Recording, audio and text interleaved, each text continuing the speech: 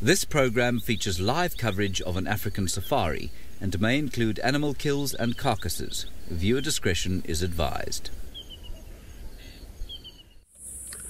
Good morning, everybody, and welcome to a spectacular start to our day. It's a beautiful, beautiful sunrise that is starting to take place. The clouds have broken apart after last night's rain, and everything is feeling fresh and clean and promises to be a wonderful day. Now, my name is Tristan on camera. I've got Craig this morning, and we are coming to you live from South Africa, which means that, and actually Kenya today, and you'll be very happy to know that there is, the one and only is back in Kenya and is going to be coming to you this morning, which will make a lot of you happy.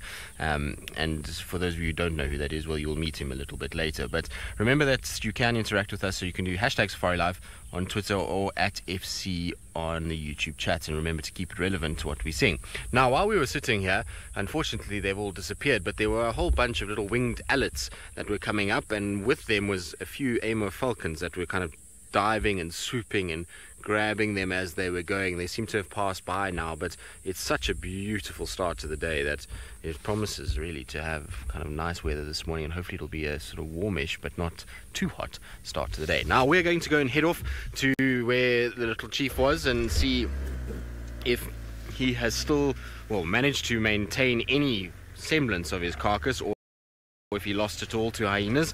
It'll be an interesting kind of thing if he didn't, or if he got any back. I mean, obviously when we left last night there was just the one hyena that was almost kind of as full as it could be and couldn't really eat much more, but the two of them were arguing over the carcass. The hyena had taken the fetus, ate all of that, and then when we left, the two of them were kind of in a bush sort of going at it and trying to kind of secure pieces. So it'll be interesting to see if Hosanna got any, or if unfortunately for him he was deposed of all of his kind of hard-earned meal. But it really is impressive that he managed to get that.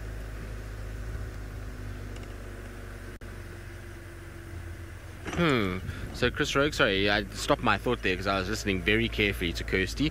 Otherwise she's going to send me an electronic beating through the waves from Johannesburg. But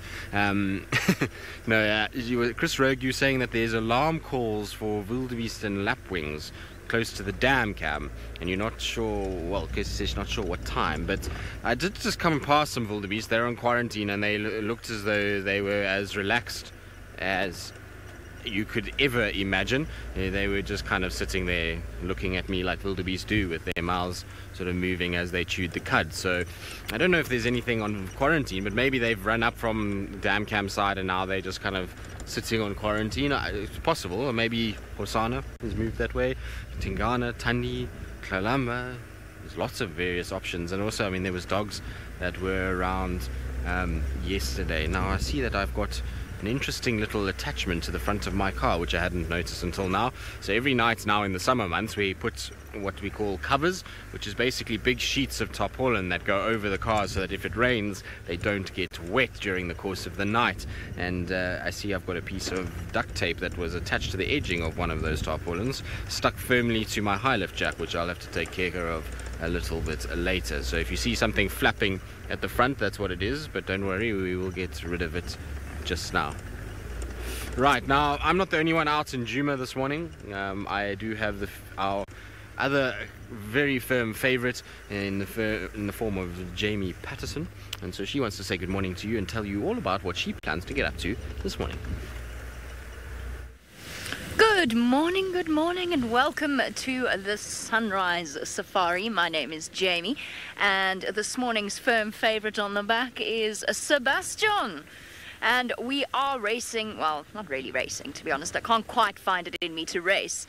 But we are heading across to those wildebeest alarm calls. I did drive past those wildebeest that Tristan saw earlier as well. I was on my way to check the northern boundary for lions. So you never know. Let's go check the dam out first, because as we know, if you leave alarm calls too long, the thing that was alarming vanishes and the animals are no longer alarmed. So it is absolutely beautiful out here. It really is. I'm a morning person, and I retain that childlike excitement when it comes to being out first thing in the morning. It reminds me of going to Kruger with my parents and my grandfather, and condensed milk coffee. First thing, driving in the dark, getting to the gate just as it was light, going in, and that anticipation of what you were going to see. In our case, it was usually nothing, but it was still an absolute joy to be there. And I've retained that feeling even though I do this every day. And I love mornings like this. It poured a little bit. It poured a little bit last night. What I mean by that... What I mean by that is a lot fell in a short space of time. Paula, you are not a morning person. Fair enough, some people just aren't. That's okay, my brother's not a morning person at all. In fact, if he surfaces before 10 o'clock in the morning, it's an absolute... I mean, that is an exception. We throw parties when that happens. But he'll stay up till 1 o'clock in the morning, whereas I'm comatose at 9. That's me, done. Good night. It drives Brent crazy because if we ever try and watch a movie together, I have to take at least 5 days in order to do so. And we have to backtrack because I can't remember where I fell asleep. And then I sort of half doze, so I can never remember which. I remember some parts, but not others, no. I'm not a night person.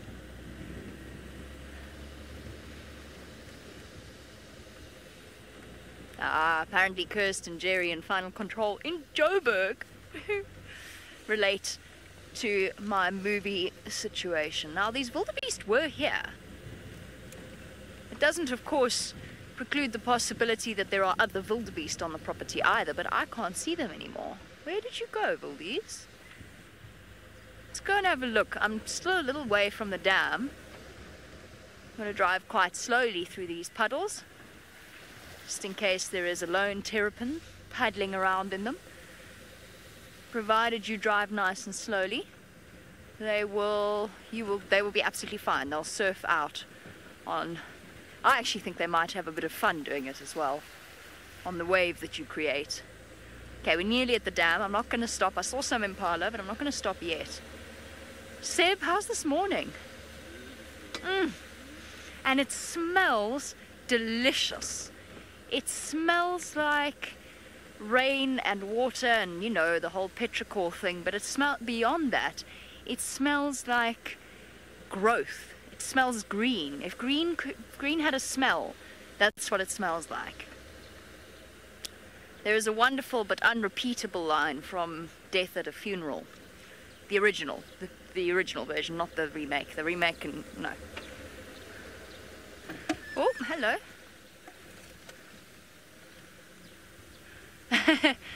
Jocelyn, in certain respects, yes, it is a good time to look for tracks after the rain. Mostly, though, not really. It's heavy. The rain was heavy, so if you do see an animal track, then at least you know when it's from. But because the ground is quite waterlogged, it's not slushy muddy, so, you know, the animals aren't sinking into the ground. It's actually compacted. So as a result, something like a leopard or even a lion doesn't leave much of a footprint unless they step into an area where it's nice and soft and mulchy. So it does actually make tracking more difficult. The best time to track is the dry season because the sand is soft and it shows very clearly what has been walking where. Hoofed animals do tend to leave a track. Oh, this road's washed away. So you can see if they've been running or if they... Oh, that part of the road's washed completely. You can see if they've been running away from a predator or anything like that. But otherwise, no, it is difficult. It's really difficult. Sometimes... Oh. That was weird. I don't know what happened there either. I assume I'm still here. I think I am. Oh! Where'd the road go? Over there. Over there. Oh my goodness, we're going to get stuck if we're not careful. Whee! Tristan and I were just talking about this morning.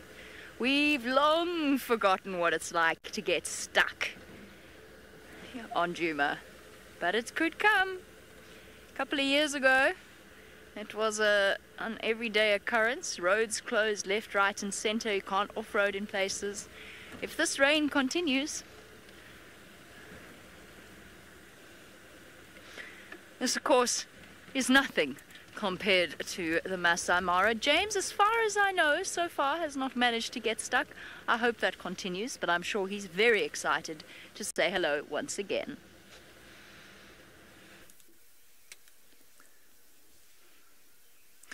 Good morning. No, I have not managed to get stuck. I have managed to stop, however. It remains pitch black here in the Masai Mara. The sun has yet to bother to make its way over the eastern horizon, and there is a thick blanket of cloud over the place, and I think that's possibly why it's quite so dark. I feel a little bit discombobulated, having suddenly come up from the eastern Cape of South Africa, where it was light at 10 to 5-ish really, and now we're almost at 6:30 and it's still dark out here. Anyway, my name is James Hendry, as you have just seen, and on camera we have got Archie. Hello, Archie. Yes, Archie, as normal, is very vociferous. Later on today we will also be introducing you to Isaac, who's going to be doing a 2-month stint with us. I'm sure you met him on his interview drive a little while back, and he will hopefully, once it gets a bit lighter, join us, and hopefully we'll have some animals as well. Our plan today is to head down towards the south to the Olololo Pride little cubs. I'm hoping to see them. That would be marvellous.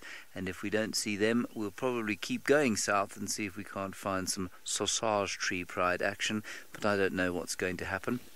Once the light comes up in the Masai Mara, it will no doubt be magnificently beautiful. Now, please, of course, talk to us, as everybody keeps telling you, using the hashtag SafariLive on Twitter and, of course, the YouTube chat stream. Thank you very much for your very kind welcomes back. Welcome backs. Welcomes back. I don't know what it should be. I will continue driving along this large road. There is no rain, which is very nice, and we're now going to go back apparently to the actual star of the show, he who featured very heavily in our last TV show and the TV show before that, the great Hosanna. Yes, indeed. The actual star of the show is a spotty cat by the name of Hosanna, and I think even James Hendry, unfortunately, comes after Hosanna in the ranks of stardom that is the SafariLive kind of cast. But you can see somehow, some way, he has managed to keep a certain section of this carcass. As we got to, we saw a hyena moving away, and we got to the original part where the carcass was, and there was nothing left, and so I think hyenas have had their way and had a huge amount of food during the course of the night, and little Hosanna, well, he managed to kind of pick up the rest of the carcass now as the hyenas have left, and I don't think there's too many choice bits of meat there, but there at least is a fair amount, and he'll be able to kind of feast. I don't know where he's putting it at the moment, though, because his spots look as though they're stretched from his belly being so big. But you can see he's very wary of what's going on around him. I'm pretty sure he's quite nervous of hyenas still. He's in a place where it's a little bit kind of thick and dense, and so he has to... here comes a hyena now. He's going to have to bolt off. Hosanna, have you not learnt that if you do not have any hyenas left, you must drag your carcass and take it somewhere? So he's had to leave his carcass again. There comes the hyena around the side. You can see that tummy is incredibly full already as well, and so it's going to be this game of kind of cat and hyena once again that often takes place when there's a carcass, is that they have to kind of, you know, give and take, and eventually he might be able to get some. I don't think this hyena has much space for more food, but because there's a leopard around, it's going to try its very best to probably either eat more or drag it as far away as possible, whereas poor Hosanna, unfortunately, is going to have to just sit and watch and wait for the hyena either to lose interest and move off if it gets hot, or to basically just accept the fact that he's not going to get much more out of it. And you can see the way that hyena is even eating is it's being fairly lazy. But what's incredible to me is that of that entire carcass, I mean, it's a big meal. You must understand a kudu is not small. Out of that entire kudu, that's all that is left. And you can see even that hyena is struggling a little bit to actually drag it, but there gives you an idea of their power in the way that it's able to... You can't drag it into the car, you silly thing. Hyenas, they just drag the carcass into the back tire for some reason. I think it's too heavy for it to actually balance properly, and so it was going sideways rather than front on. So we're going to see now what it gets up to. What are you doing here, you silly thing? Yes, exactly. It wants to lift, like you say, cursed. But there goes the carcass. You can see there's actually not that much meat on it. There's a lot of bone there in terms of the rib cage. And there will be obviously the spine that goes through to the neck. But it is definitely not huge amounts of carcass. But what a lovely way to start our day. Doesn't that make you just want to go and jump out and have breakfast right now? Not very pleasant at all. Shame. Poor Hosanna. He's losing out once again. I think it's still probably too heavy for him to actually get up into a tree. And that's why he's kind of not been able to gather it back yet. But let's see. I mean, I'm sure this is what's been going on all night, is every time the hyena leaves, he goes and gets a little feed. Oh, so pretty though, with the sun that's coming up behind him. And he'll try and get a little feed, and then the hyenas will lose interest and move off, and then he can go and get some once again. But you can see he's kind of looking as if to say, don't take my meal away. Shame. So, Michael, you say cacao is the hyena that we've got, which is one of the males that we see within the Juma clan. Or cacao is probably the better way to actually say it. And you'll find that what we've been seeing a lot of, I'm sure now that the den has moved south into Little Gari, is that we'll see a lot more of the males than we will of the females, unfortunately. Hopefully that stay in Little Gari will be short and they'll eventually start coming back. But look at the size of Hosanna's belly. Can you see it kind of hanging there between his front legs and around his back legs? It's got a massive, massive round tummy that is just kind of hanging down. And so he certainly hasn't kind of lost out that much in terms of food. I mean, he's as full as a leopard could be, and if you're panting at this time of the morning, then you know that he's filled up that tummy during the course of yesterday and last night, and he must have at least got something, maybe got himself a leg or something like that he was able to kind of eat. Sorry, my boy, though, that you lost your kudu, although we didn't really expect for him to keep it. But you can see he's watching that hyena who's still feeding. And look at the size of his head and neck now. They've really kind of developed. I will say one thing. Now that I've seen him again since I was away and have seen Hukamuri, is that he's not quite at Hukamuri just yet. So even though he's bulked up and he is bigger than what he was when I last saw him, he's still not in the same sort of league just yet. I think he's got maybe probably another 6 months to a year, and then he'll probably be of a similar size to what Hukamuri is. Hyena, leave Hosanna alone. You've got the kill. So Hyena's busy watching Hosanna at the moment. I think it thinks maybe there's more still to be had, although I doubt that hyena also can fit too much more food in. I apologize about the aerial. The hyena's unfortunately behind us, and it's quite tricky because it's going to leave him alone and walk off. But it's tricky when animals are dragging carcasses around and, they're kind of going around and around in circles. It fortunately you will sometimes get them going behind the car. But Hosanna, probably in all likelihood, the game is going to be a continued one of waiting. Hyenas will start to slow down as that sun gets hot. You'll find that they kind of get... There's another one actually coming from the background now. I can see one that's just passing behind Hosanna. You can see he's kind of looking as well. It's just moving through the thicket. Another one with a huge, huge tummy. So these guys have obviously fed quite well on this carcass during the course of the night, and that's meant that poor Hosanna didn't get much. Cool Breeze, if this were Hukamuri, would he give the kill up to hyenas? It depends on how many hyenas, but most likely.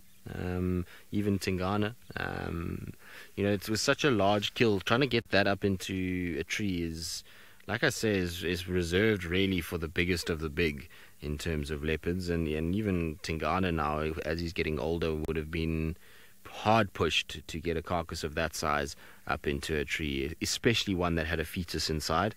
That would have just been incredible amount of weight that these poor poor leopards would have had to try to take up. So most of them would have tried to stand up to at least one hyena, but as soon as you get two like this, in all leopards really will just kind of back down completely and let their hyenas come in and feed. Once they finished with feeding,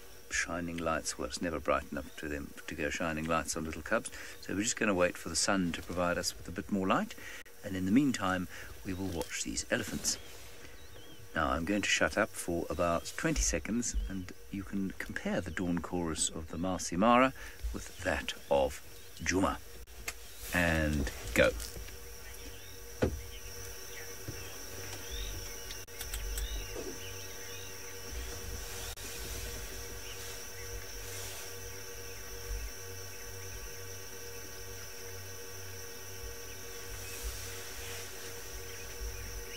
so you can hear it's actually very silent, and that's because there isn't any light yet.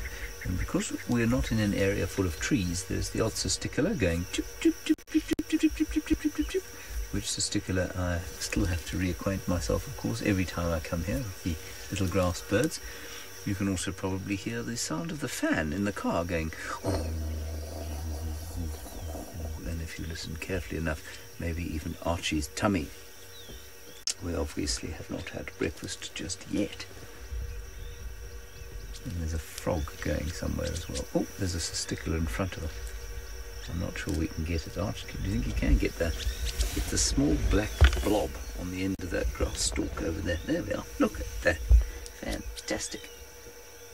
One of the cisticola species we get here. I'm not going to attempt to identify it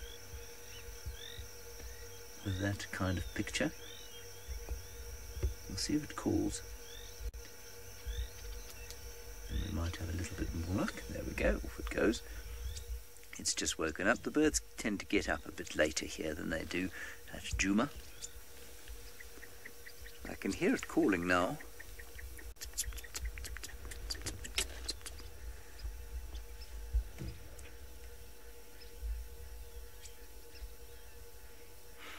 Oh yes, Paula, the Mara definitely smells different to Djuma. I find that the smell here actually almost smells coastal to me, which doesn't make any sense because we're nowhere near the coast. But there are plants here that smell very similar to the plants in the Eastern Cape of South Africa, so I don't know why it reminds me of that. But it also smells more grassy, which makes sense because there is more grass here, and I suppose you might ask yourself, or ask me, what on earth does it mean that it smells more grassy? Well, it smells like a lawn, basically, and that's because of all this grass around us, whereas the bush at Djuma tends to smell a bit more, it's often a bit more dusty, a bit more when it rains. Obviously the rain smell is, we get that petrichor smell, but also the trees tend to be, I suppose, slightly more aromatic, if you like, different kinds of smells, although often much more subtle. Here it really is a kind of strong grassy type of a smell. Let's go back to the ellies while I try and figure out which cisticola we are listening to. They're all starting just as it's getting a little lighter. I'm going to start by listening to the pectoral patch.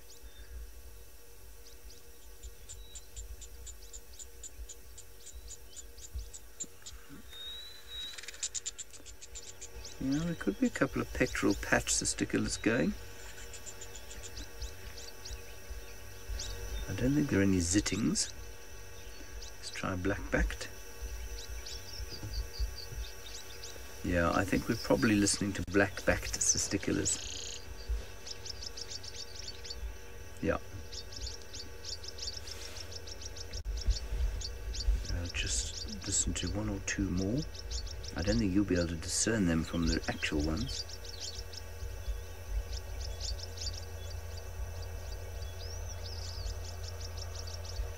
Yeah, I'm going to go with black-backed cisticola at the moment.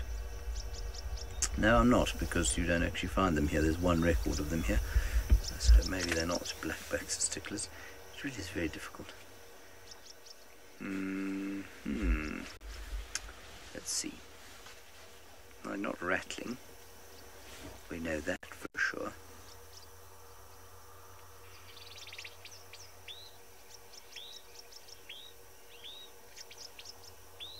Wailing. They could easily be wailing.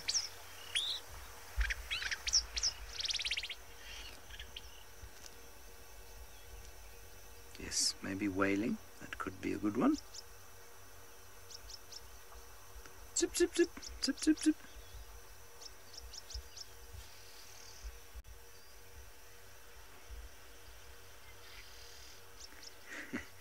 It is astounding how difficult these things are.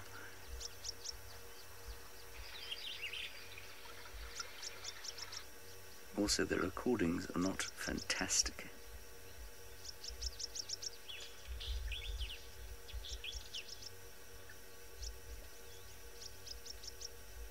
So let's go with wailing for now. It is cute chirping, never too late. I agree with you, it is very cute indeed. There's also a yellow-throated longclaw going.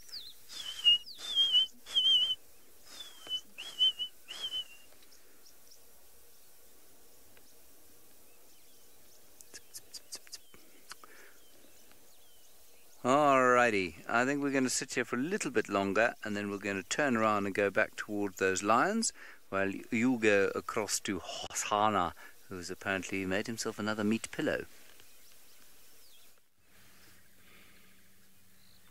Well, as you can see, while James has been looking for lions, you'll see that Hosanna has decided to find himself a comfy spot up in a tree. And the reason why he's found himself a comfy spot in the tree is because he's even got himself his favorite little meat pillow. And after a night of staying awake, I'm sure he's going to have a little nap shortly. He's going to groom himself, and then you'll find that he'll eventually probably have a bit of a nap. Now, the meat pillow he's left behind down on sort of the branch. It's not up where he's sitting at the moment. You'll see it just kind of to the left there. There it is. So there's his little meat pillow that he's got just in, like what he did with James a few months ago, where he took a tiny little piece and put it up in the tree like that and then ended up lying on it. So you never know, maybe he'll do that a little bit later. I'm surprised that he left the rest of the carcass, because there was no hyenas around. They all left as well. And he just decided that that little piece was what he wanted, and this is the tree he wanted it in, which is a beautiful, beautiful tree, that's for sure. I mean, it's a scotia that is very, very pretty, and, you know, obviously the way that he's kind of sitting in it is as good as it gets. It's just the light. Unfortunately, if it was just one branch coming out slowly or slightly lower, it would have been perfect, because it would have got that golden sunlight on him. You can see little flecks of it, you know, amongst the sort of dappled shade that he has around him. But big tummy and lots of panting that's going on at the moment. He unfortunately is very full, and so I think he's going to have a tough time to get himself a nice and kind of comfortable. The tummy is going to probably get in the way a little bit, but there you go. You can see how he's kind of settling in. I'm sure he's had a busy night and has been playing with hyenas all night, and so once you've ended up playing with hyenas, you must then find a spot for a morning nap. Sarah, indeed, it's amazing how a leopard can make a branch look so comfortable and kind of wrap themselves around that they don't end up falling out. But you can see he's kind of got all four paws sort of around this branch, and his tail is also even hanging down, and I think he's committing himself to a really good power nap up there. And before his antics carry on, you can see now he's even scratching his little chin before he goes and has a bit of a sleep. Such a funny cat, this. There we go, he's just settling down a little bit. But you can see the rate of breathing is very fast. He's got a lot on in that stomach, and now lying down, it's going to be pushing up on those lungs even more, which is going to be interesting in terms of how long he stays up there, because I can imagine it's not going to be that comfortable. Anyway, he's got a bit of a breeze, at least that'll cool him down. We're going to sit with him, we'll kind of see what he gets up to. I'm sure he'll eventually move again. In the meantime, back to Jamie, who's got, I think, something that Hosanna might dream about while he has a little nap.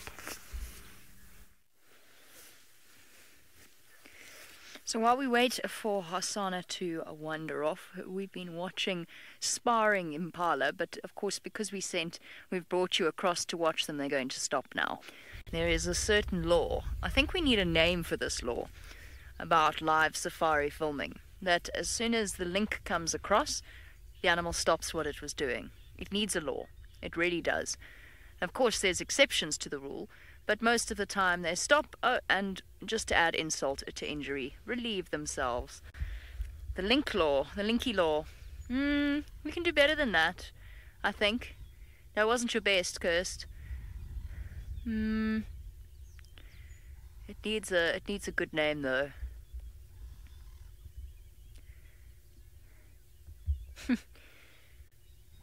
Bye. Not only. Oh, we're going to pick a fight with that male, no?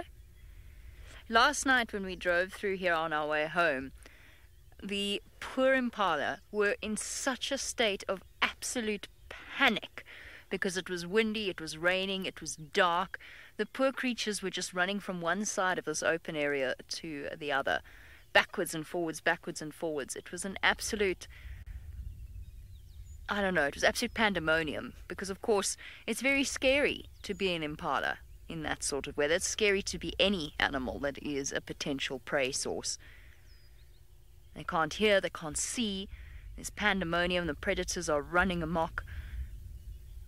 And they were absolutely panicked, which is why these mornings are so nice, because I don't know if it's my imagination, but the animals seem to sort of greet the dawning of the day with great enthusiasm.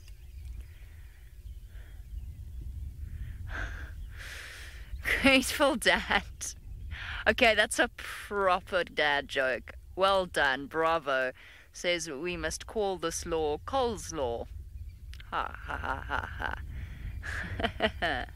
ha. I can't think of a return pun. Something about cabbage. Pretend I was a lot smarter than I actually am.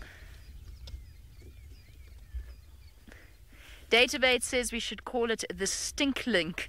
Okay, that's better. I like that. The stink link or Cole's law. You know what we should actually? I quite like the idea of calling it Cole's law and just see whether or not people start to pick up on it when we use it in general everyday terminology. Oh, now you fight. Over there. Yes, okay, fine. I see how it is. I see how it is. Sparring away quite happily there, as far away as possible, behind a tree. You know, they were right next to us. We could hear the sound of their horns clashing together. Let's give it a go, Seb. Let's try reposition. But Cole's law dictates, because it doesn't quite apply to the stink link this time, because we're live already. Cole's law dictates that as soon as we stop, they'll stop. Now, apparently Cole's law is going down a treat. It always does, especially after KFC. A good meal, bit of Cole's law at the end of it. Oh no. I can't. It's too early in the morning for bad puns. It's never too early in the morning for bad puns. Grateful dad. I would take my hat off to you, but I can't, because my microphone's in it.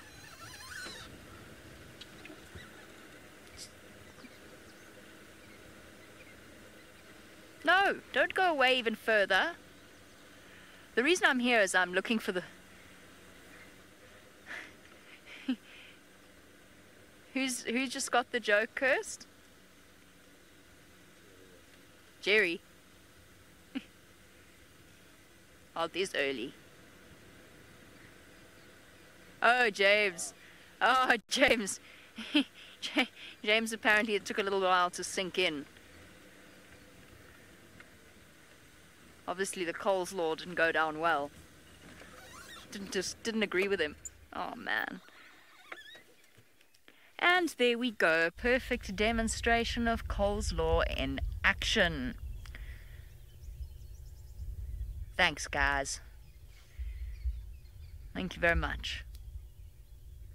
I'm actually here for a reason. I'm looking for those wildebeest. I don't know where they've gone, but all the impala look perfectly relaxed. Bobby, it doesn't really happen in any sort of permanent way with impala that their horns get locked together. It can, but the way that they're shaped means that they can twist out of it quite quickly and quite easily. Those ridges there, of course, also help to stop the rival's horns from sliding down and injuring the face or the eyes, but it still happens. You often see during rutting period impalas with injured eyes and injured faces. There are certain antelope where they do get locked together, the most obvious and the most frequent being kudu. So it does happen with kudu. There's a magnificent statue in Skukuza, which is in the Kruger. It's the main camp in the Kruger National Park. It's actually a city. And there's a beautiful statue there of two kudu locked together. Seen it before. It's not very pleasant because they lock together permanently and they die. And there's no way to detangle them. It's impossible without breaking a neck. But you can see the way that impala's horns are shaped. It's very difficult for that to actually happen. That one's got a little growth on its face. Abscess maybe from an injury. Can you hear them locking together like that?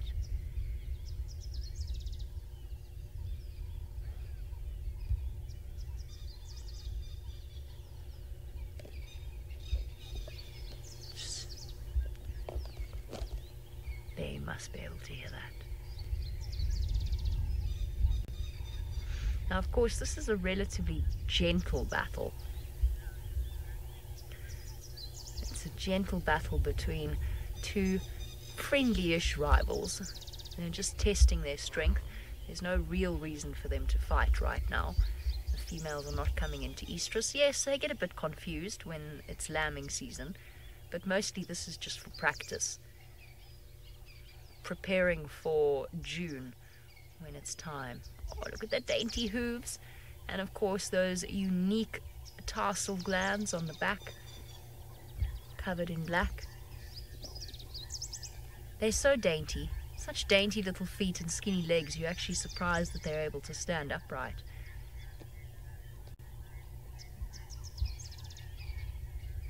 What are you all looking at? What is going on? I'm missing something, but I can't figure out what I'm missing. I think I'm going to continue on with my original plan. I think I'm going to go and hit the northern boundary and go see if those lions have come back. Because I'm not having any luck around here. Not that I'm really... The morning's so beautiful, I'm not actually that focused on cats this morning. I'm sorry. I know some of you are absolute cat fanatics, but not only have the hyenas broken my heart, but I need a little bit of therapy as a result. I need some bush therapy. If you don't know why they've broken my heart, they moved dens onto Little Gowrie, which is a place that we cannot go.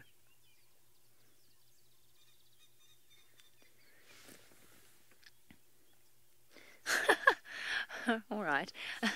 Kirsten says, while I enjoy my bush therapy, we can link to an actual cat with Tristan, and there was nothing at all passive-aggressive in the way in which she said that. Indeed, bush therapy is exactly what's happening this morning. It is absolutely beautiful morning, like Jamie says. The light is soft and golden, and there's a smell of rain and kind of new growth that's in there, and a turtle dove apparently that is very, very noisy next to us that is calling. So that's a Cape turtle dove.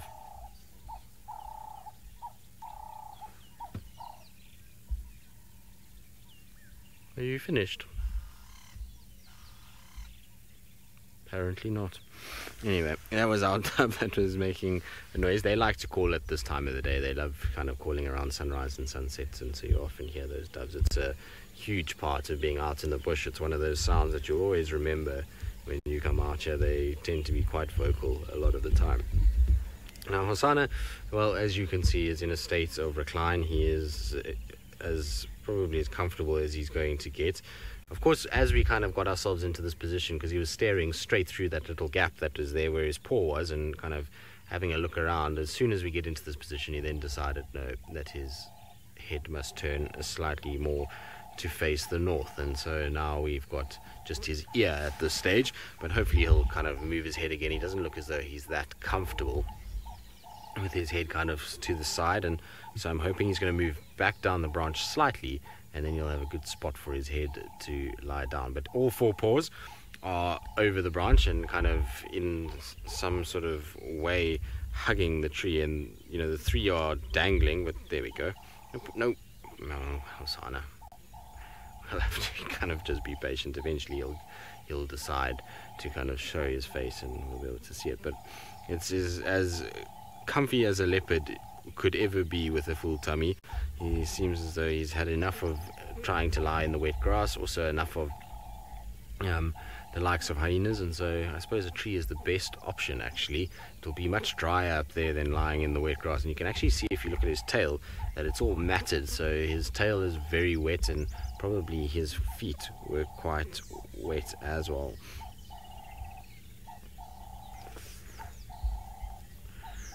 So Winton, very, very seldom do leopards give up on a kill when it rots too much, or if they're, you know, it's up in the tree for too long.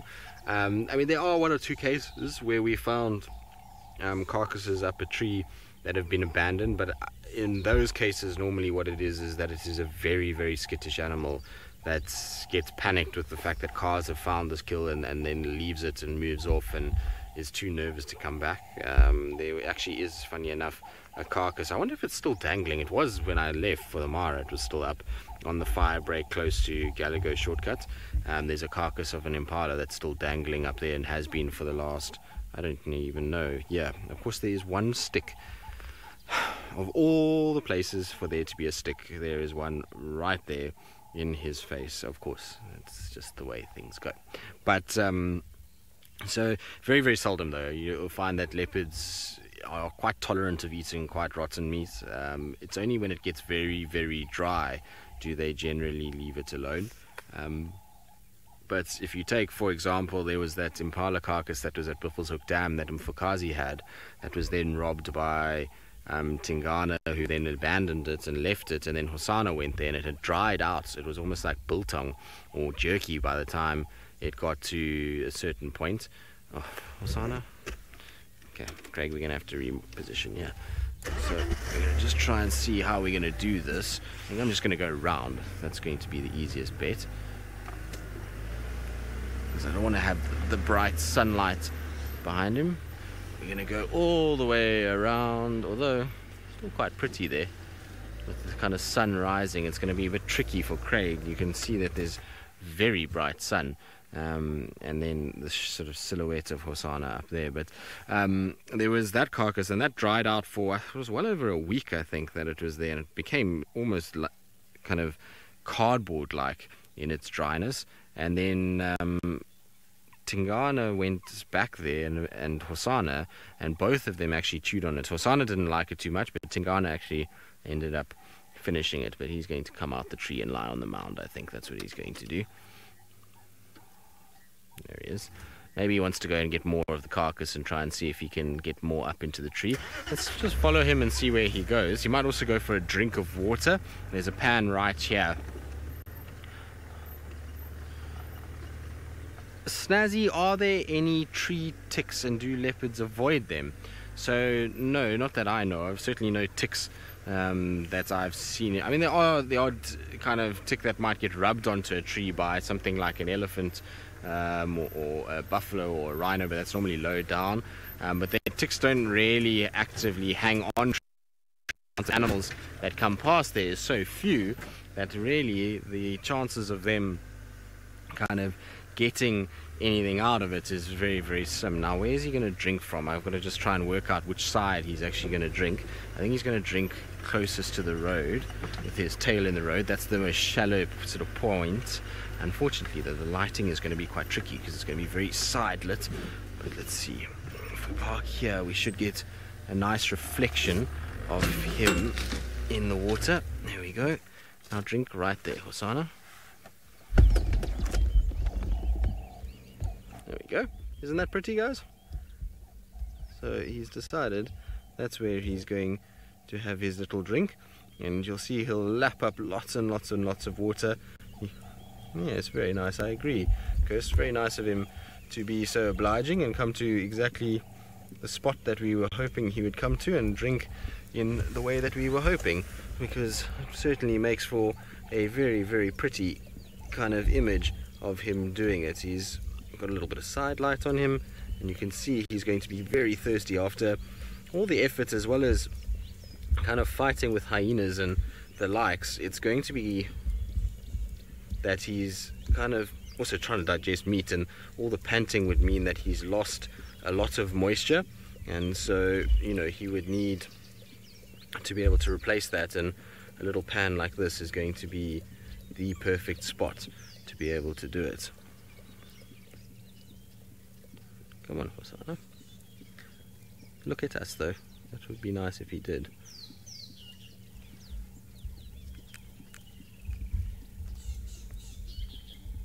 We're going to just see if he's going to kind of turn to face us. He's definitely a thirsty boy, though. You often, like I say, see this when there's a carcass. Leopards get very, very thirsty very quickly.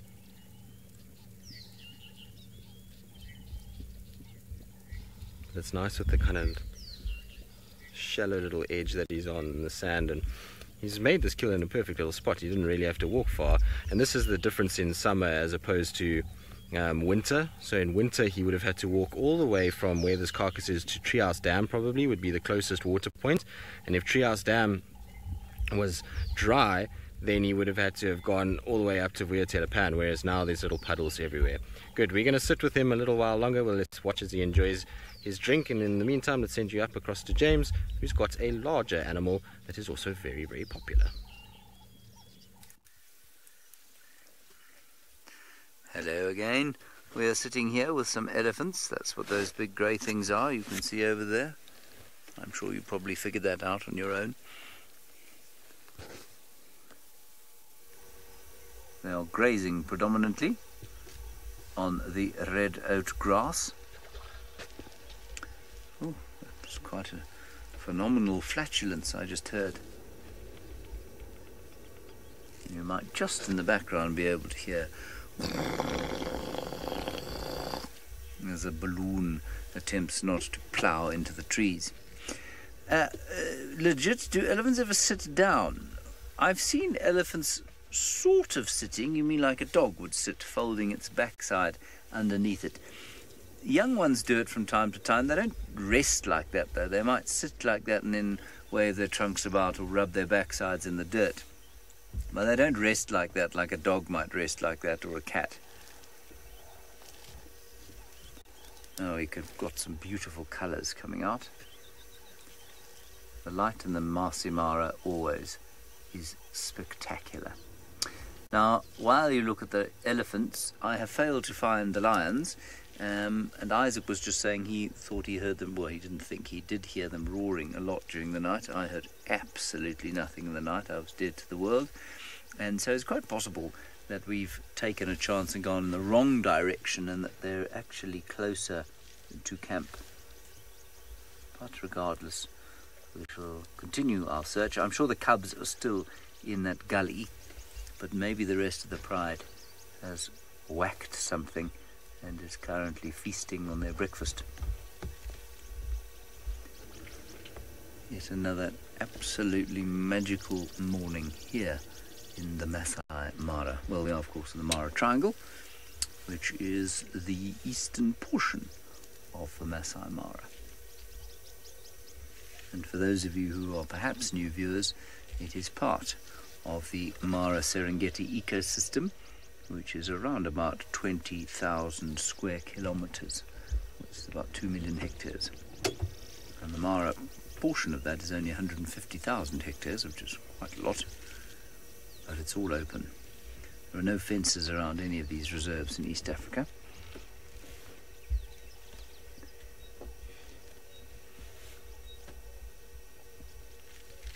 It is amazing how many more elephants we see when the migration herds are not here. I did hear this was the case, that they will do this sort of thing. They will disappear up onto the escarpment and into the forests when the migration is in town. And I was a little skeptical myself, because I thought, well, why on earth would they avoid the wildebeest? It's not like wildebeest are a threat to elephants, but it certainly does seem to be the case. They don't hang around when the herds of canoeing gnu's come in here. Maybe they just don't like the endless bow, bow, bow, bow. I can imagine an old elephant just thinking, to hell with this irritating noise, we're leaving, going on holiday. You know, a little bit like locals in small coastal towns in South Africa try and get out as when the crowds come down for the Christmas holidays.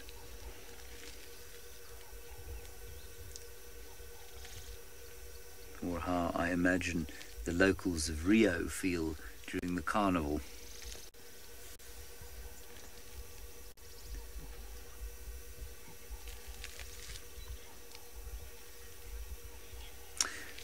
Alyssa, I don't really know why they have the white tear in the corner of their eye. It's a common question that we get asked. It's not one I've managed to find an answer for. It's not one I've actually searched a great deal for, to be honest. But Alyssa, I think what it is just sleep, basically. I think it is just a bit of muck. All of these guys have got it this morning. It's very interesting. I'm afraid I can't tell you for certain, but I think it may well just be a bit of muck collection at the tear duct. A little bit like, you know, one wakes up with a bit of sleep in one's eye. Theirs just happens to be white, as opposed to the sort of dirty colour ours is. Always nice to see someone in the morning, fresh with a bit of sleep in their eyes. Ugh. Sometimes human beings are not very attractive, are we? I especially like it when somebody's put their makeup over the sleep in their eyes. That's very attractive. Now, I suspect what we have here is more than one herd of elephants, and I also suspect that our understanding of the social structure of the elephants in this particular area is, I'm going to say, less than thorough. Because you find these groups like this, where the one you're looking at now, for example, looks like a cow and two youngsters. But it's very difficult to tell what her relationship is. A social relationship, I don't mean genetic relationship, is to the rest of the elephants in this area. She's also got a small diarrhea problem. That's about the fourth poo she's had in 2 minutes. Good heavens. And again? No. And I think what you'll find, well, I don't know if she is part of the rest of this group here. There's another group behind there you can see. And I wonder if those ones are perhaps a separate herd, or if she's part of them, if she splits up with them and goes to see or move around others, or if what we're looking at here, because the clearness of the vegetation, because the vegetation makes it easy for them to see each other, if all of the 1, 2, 3, 4, 5, 6, 7, 8, 9, 10, 11, 12, 13, 14, 15, 16, 17, 20 odd elephants in this area are in fact in one herd, and whether there is one matriarch with them, I don't know. You can hear, as things brighten up, there's a little bit more bird song. And hear some Cape turtle doves poo-pooing, some red-eyed doves in the background.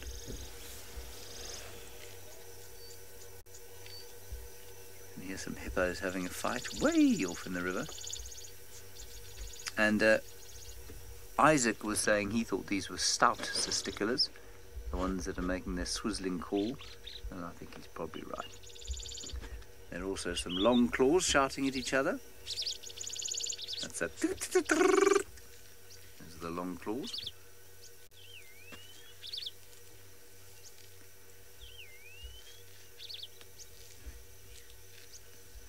Really is a lovely morning. Very seldom is it not a lovely morning here. We can have some pretty difficult afternoons with the storms, but the mornings tend to be magical. Archer's going to show you the long claw now.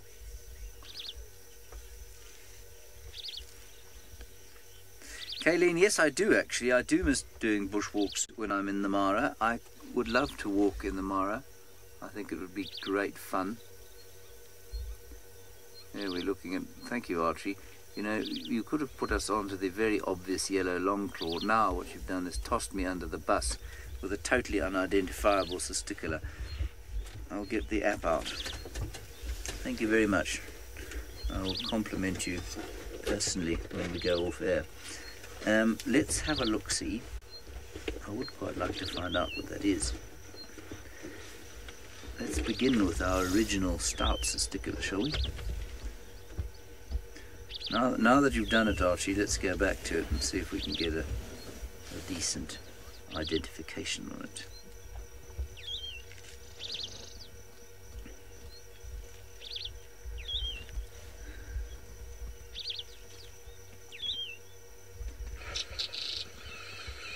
This is the stout testicular calling.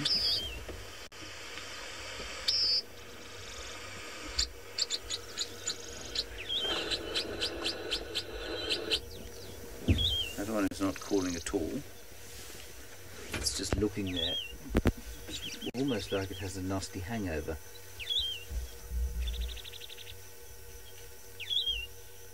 Remember, you can give your opinion as well on the hashtag SafariLive.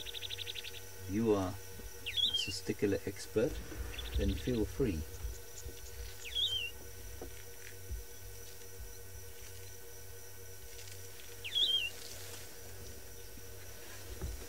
Apparently you've lost my lapel mic.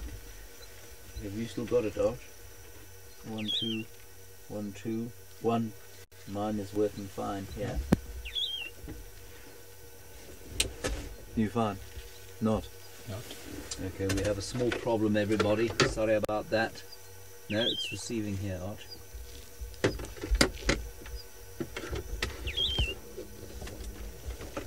I'm afraid it's camera side.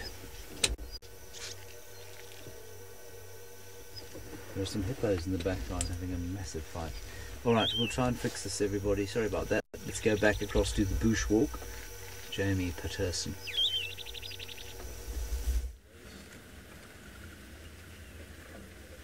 Oh dear, attack gremlins.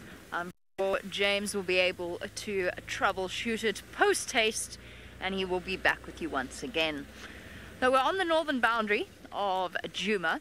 That does not mean it is the reserve's boundary. It just means that it's on the northern boundary of where, well, Djuma ends and another property begins, the other property being Buffelshoek. And it has poured down up here. It was an odd combination of prepositions, but it really has. The road's soaked, and a lot of it is actually washed away. I haven't seen rain like this in a good few years, and I'm really, really happy. This is normal. This is what it should be. There's hot days and then broken by those afternoon summer thunderstorms. It's exactly what it should be. It takes me back in time about 3 years when we had normal weather and not these terrible dry seasons. I still think we're going to have a low average rainfall, but as you know, I'm the world's worst weather predictor, so, you know, don't buy into anything I actually say. I think we're going to have a lower than average rainfall, but I think it's going to be a significant improvement on what we've experienced in the last few years. And Seb and I were actually just talking about it, how nice it is to stop and look at an impala and see how healthy they look. You don't see the pelvises sticking out, the bones of their spine. They, at one point, were looking really sad and really unhealthy. The same goes for the kudu, apart from the one that Hosanna has, which is not very well at all. They also look, their mange is gone, they're fat and happy. It's wonderful. I, of course, think it would be even more wonderful if I could see any of those things right now, but I don't know. The rain has sent everything into hiding. I've obviously picked the wrong route, because I haven't seen a lion track. Not that there's places where I wouldn't.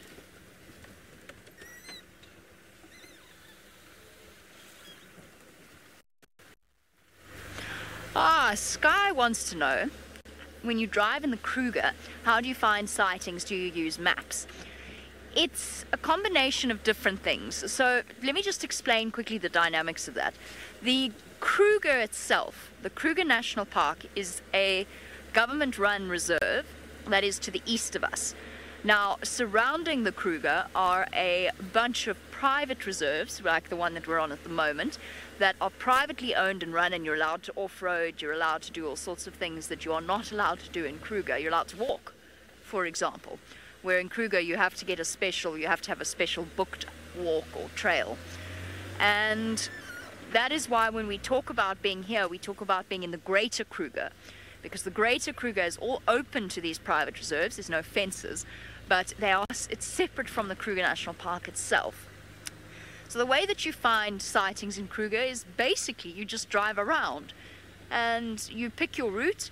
What you can do is at each camp there is a map from the day before and then that day, and different colored pins. And they are people, when they pass through, whoever they are, just general visitors, will go and put a pin, a colored pin or dot, into where they saw an animal. So red for lions or whatever it is. I can't remember which color code it is in Kruger anymore. It's been a while. But there's different pins. What of course is utterly tragic about that is that I remember once upon a time when rhino were included in that. If you had a rhino sighting, you went and put your little dot on the map.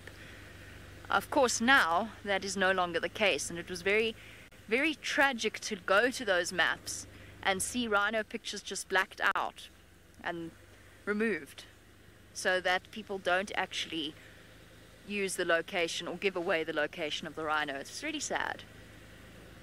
It made me very upset, because I remember a time when that was never a problem.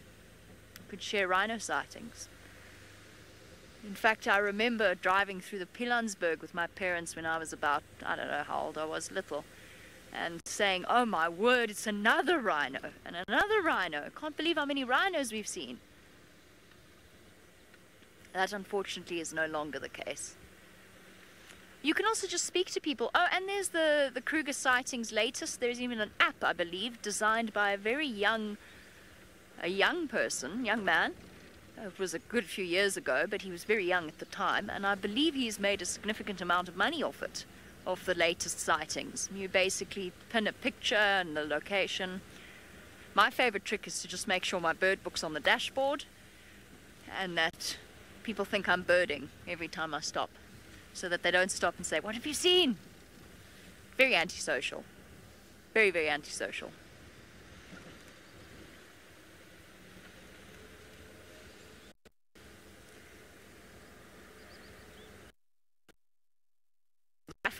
Where there's 20 cars piled up, where there's 20 cars parked, that is where you aim for. Okay, fortunately that is not something that we have to contend with when it comes to Hosana. We can enjoy watching him enjoy his piece.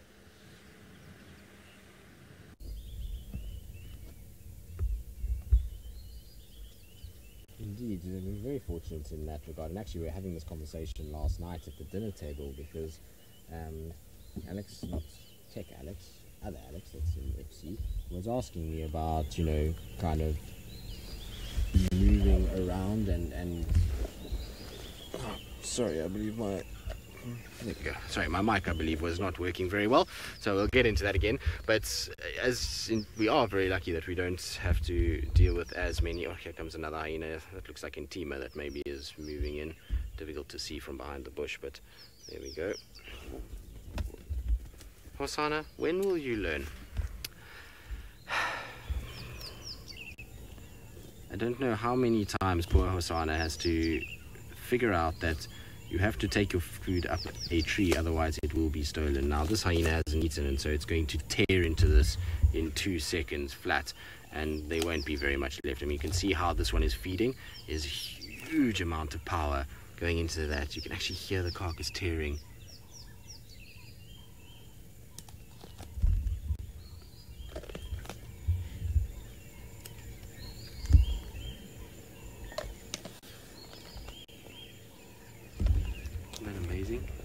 Power in these jaws of a hyena is absolutely insane, but I'm afraid this hyena is going to finish up what's left there. There's not much in the tummy of this particular hyena, and there's unfortunately going to be, like I say, very little left by the time it's finished.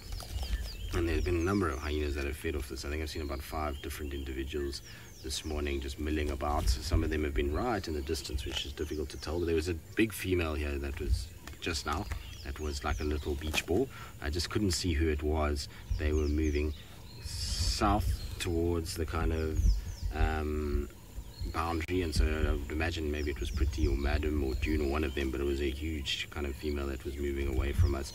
Now, Crystal, you say this is Causa. It's good news. I just saw brightly colored kind of spots behind the bush, and that's why I was like, maybe it was Intima. Intima's got very bright colored spots because she's still so young, but obviously now that it's out in the open, we can see that it is a boy and not a girl, and so Causa it is. He's quite a cool hyena. I quite like him. See him quite regularly on our drives. In this particular area, he's got like a little, what reminds me of a little fish hook on his side. I don't know why I see a fish hook.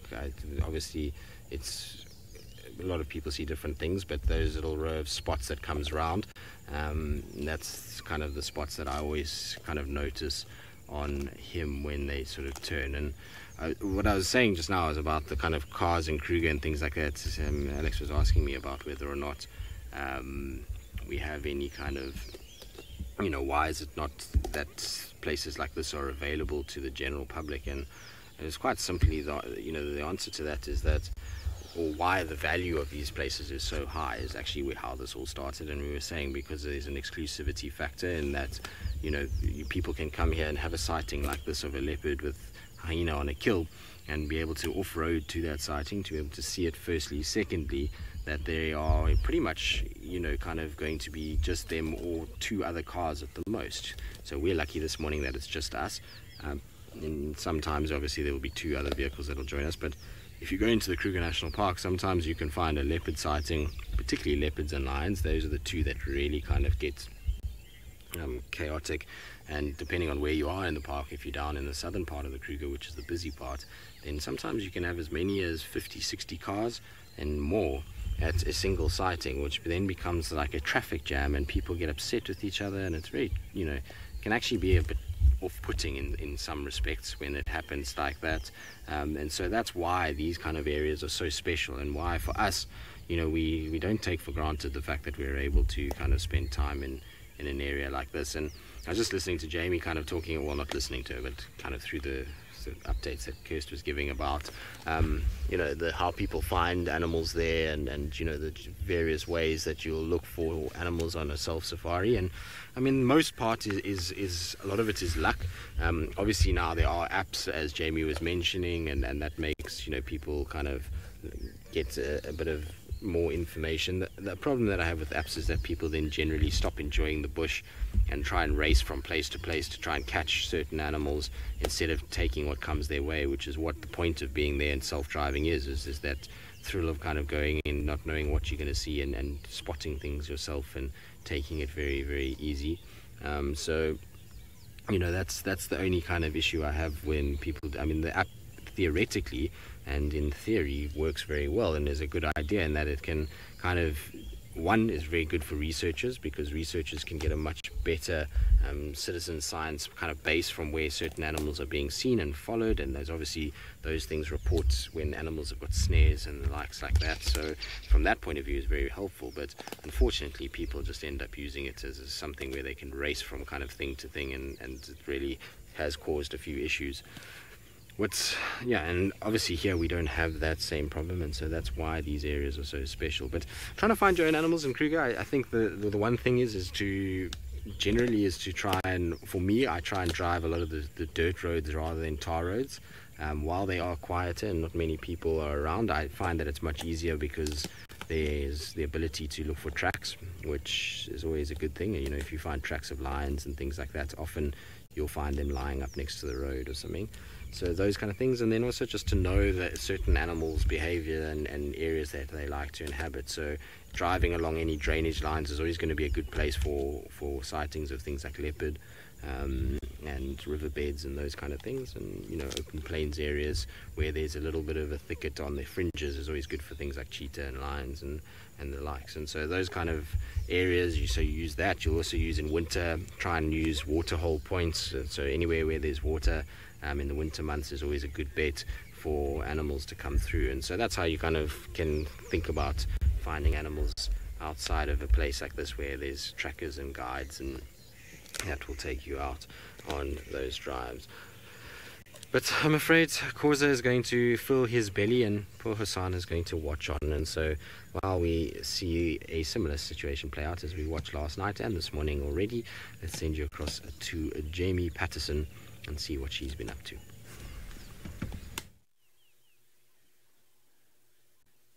So while that situation plays out, Coleslaw is in action once again as our zebra slowly move off behind the trees, and that one was having such a jolly good scratch up against the tree.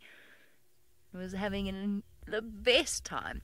Just quickly to finish up on a thought that Tristan mentioned, Seb and I were just chatting about it with Lauren, talking about that app, and the fact that people also then speed to sightings that have been pinged on the app, and as a result either miss things or actually occasionally hit things on the road by disobeying the speed limit. And that's also a deeply tragic side thing, because people are capable of ruining anything if you give them enough leeway. Not the creator of the app's fault. I mean, who would be able to imagine that level of disrespect? Zebra? Really? Don't disappear. There's a couple of massively pregnant females in this herd. Oh, they will. Yep, Coleslaw in action. Let's go round. At least there's a road that leads me round that way, and they're moving towards Buffelshoek Dam. I don't think they're going to go drink there. There's no reason to. There are so many nice, fresh, clean puddles to drink from that Buffelshoek Dam is not going to be an attractive prospect. But let's pop around and see if we can get another view of them. Of course, we're looking at zebra peak breeding season as well, or birthing season. Maybe another live zebra birth? You never know. James got incredibly lucky with that once upon a time. Is this the road? This is the road. It's hard to tell. It's washed away.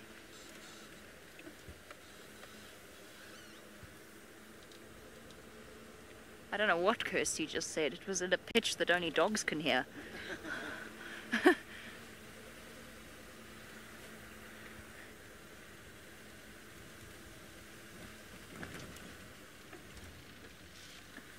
Ah, she was quoting James's level of excitement and quite possibly pitch as well. Oh dear. Hold on, everyone. These zebra are making my life decidedly difficult. Oh dear, there I go again. Sorry, don't know why. We're back again.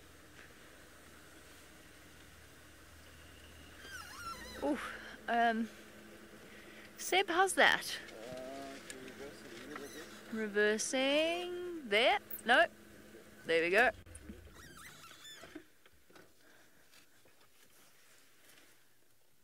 Here we go, Stripes. Aww. Having a quick groom. See the massively pregnant female that's just walked out of shot. And that female also behind that's grooming the stallion. She's also huge. Aww.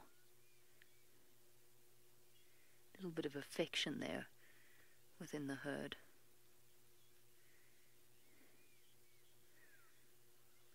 Alright, well, hopefully Coleslaw doesn't decide to act against us now. We're going to desperately attempt to send you across to James, who's found a bird. I do hope it doesn't fly away. Now what we have got here is an animal on the hunt. It is, of course, a black-headed heron, and it is probably looking for frogs. That is a juvenile black-headed heron. It's just getting its black head. Oh, it's found a frog to eat.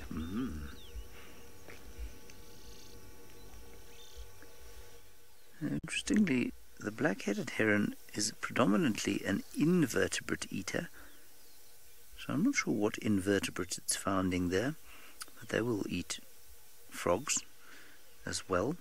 I'm just going to go into a little bit more detail on their diet, because they are obviously slightly less wetland dwellers than their grey heron counterparts. Yeah, definitely actually sometimes follows ploughs in farmland.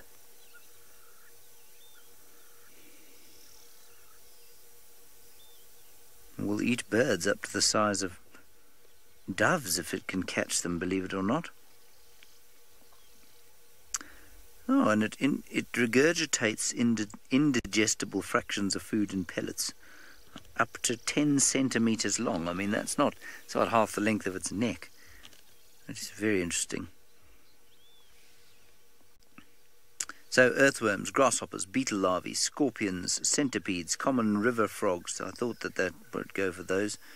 Agamas, Cape legless skink, giant legless skink, Cape skink, nestling birdie, common mole rats, mouse, shrew, but largely invertebrates.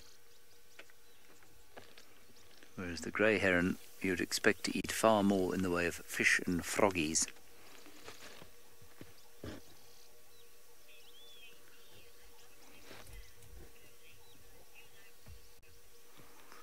KB, you say you're not a big fan of birding. Now I'm just going to recover quietly from the shock of hearing you say that.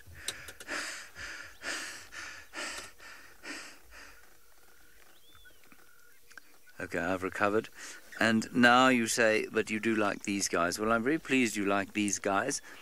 KB, you'll find that a lot of people who haven't spent a lot of time in the wilderness are not huge birding fans. And then, or because they have a general interest in nature, once they start birding, it very quickly becomes, if not an obsession, a very strong interest. There's a much more adult one you can see in the background. It's got a very black head. I think also with birds, you know, until you really get into it, it's very difficult. These ones are pretty obvious. You can see they're herons, but, you know, there are a lot of hugely indistinct birds, and it can be very disheartening to go out into the wild with somebody who is a good birder, because it's a little bit like, I suppose, being around somebody who plays an instrument really well while you're learning to play that instrument. It's inspiring but utterly demoralizing at the same time, because you'd like to be the same, but you just cannot see how somebody could get from where your level is to sort of expert level. But as with most of these things, it's just time.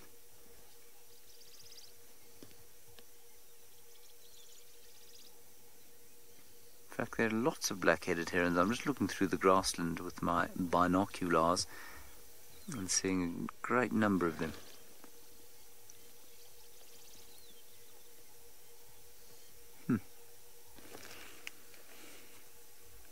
Very pretty indeed.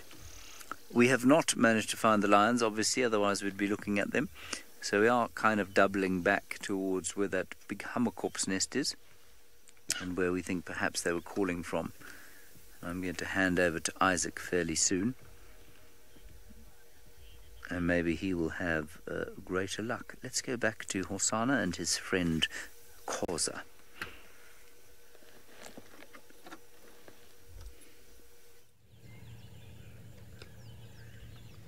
Well, James, I'm sure Isaac will have greater luck. He had excellent luck when he first kind of went to the Mara, when he had the 2 dead giraffes, and so I'm sure he'll kind of get some luck there. And we'll also be handing over shortly to Oli as well, who seems to bring leopard luck too. So it'll be a good kind of session all round. We'll have everybody changing over a little bit, but you can see the kind of what's happening here. Hosanna, it's a shame he is just having a bit of a nap at the moment. He's sleeping and watching as Koza still devours his carcass, and not very much left anymore. You can see how much Koza has eaten. I was saying earlier that Koza will eat a lot, and you can see that that particular bit has been broken down quite heavily, so the ribs have been crunched down and eaten, and there's not going to be much left, I'm afraid, for poor little Hosanna. He had his opportunity though. There was no hyenas around, and he had a chance to kind of drag that and try and get it up into a tree. But I hear some guinea fowl alarm calling. Can you hear it? I wonder. Should we just go and have a little look quickly? These two are not going to go anywhere. Craig, let's go look. You can see Hosanna's sat up as well. I wonder if maybe there's not another cat that's around. With all this commotion of feeding and chewing, I mean, it could be a hyena that's disturbed those guinea fowl, but this is how we found Hosanna yesterday, is through guinea fowls kind of going and alarming, and Hosanna's looking in the direction as well. I wouldn't be surprised if it shows up on the scene in terms of Tingana. Where are those guineas now?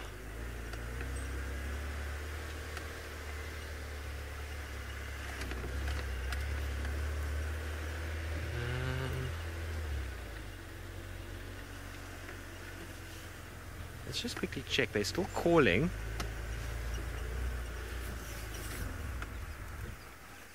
Just got to turn off and listen.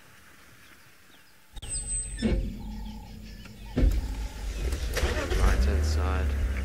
Alright, so let's just double check. It's here on the right. I'm gonna them. So we're just going to try and see if I can find them wherever they may be. Like I said, it could have just been a hyena that's... Oh, in it. That's amazing. That's quite strange. I wouldn't have expected water there. Obviously, like I said, it could be hyenas that are causing guineas to be a bit upset, but generally they don't alarm call like this unless it's a cat. They like to make a lot more noise for cats than they do for anybody else. So we're just going to try and double check here. We know that Tundi was in the area yesterday.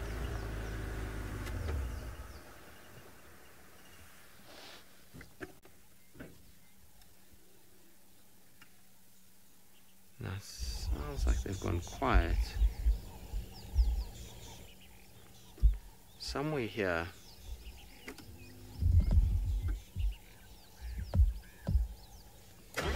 Alright, let's just do a quick loop around towards sort of Treehouse Dam side. Maybe we'll get lucky.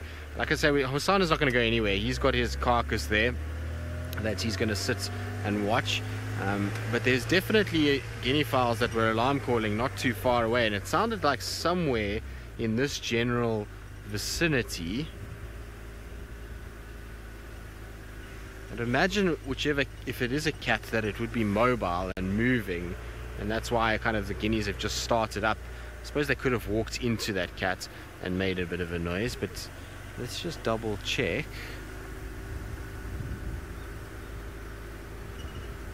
Let's drive along nice and slowly. This is an area that Tingano, Hukamuri, Tundi, there's lots of different cats that move. Here they are. Okay, there's a vulture up there. It's not the vulture that will be causing that, I don't think.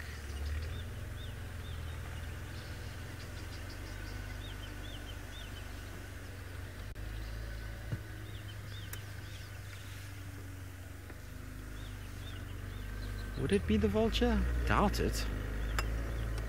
Let's go in here quickly because they're calling just in here. Can hear them in front of me making a racket. Now of course they do make a racket for birds of prey too, so things like martial eagles. I don't really often hear them with vultures. They're squawking away though. Did the vulture scare you, guineas? Did it come over you and you got a fright? They're just there.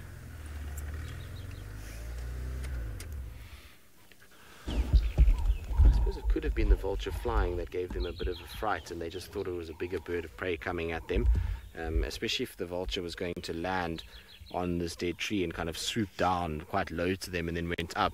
That might have caused the initial sort of shouting. But they've just been going on a lot longer than I would have expected from just a vulture. I would have expected them to notice that the vulture's landed and everything to be okay.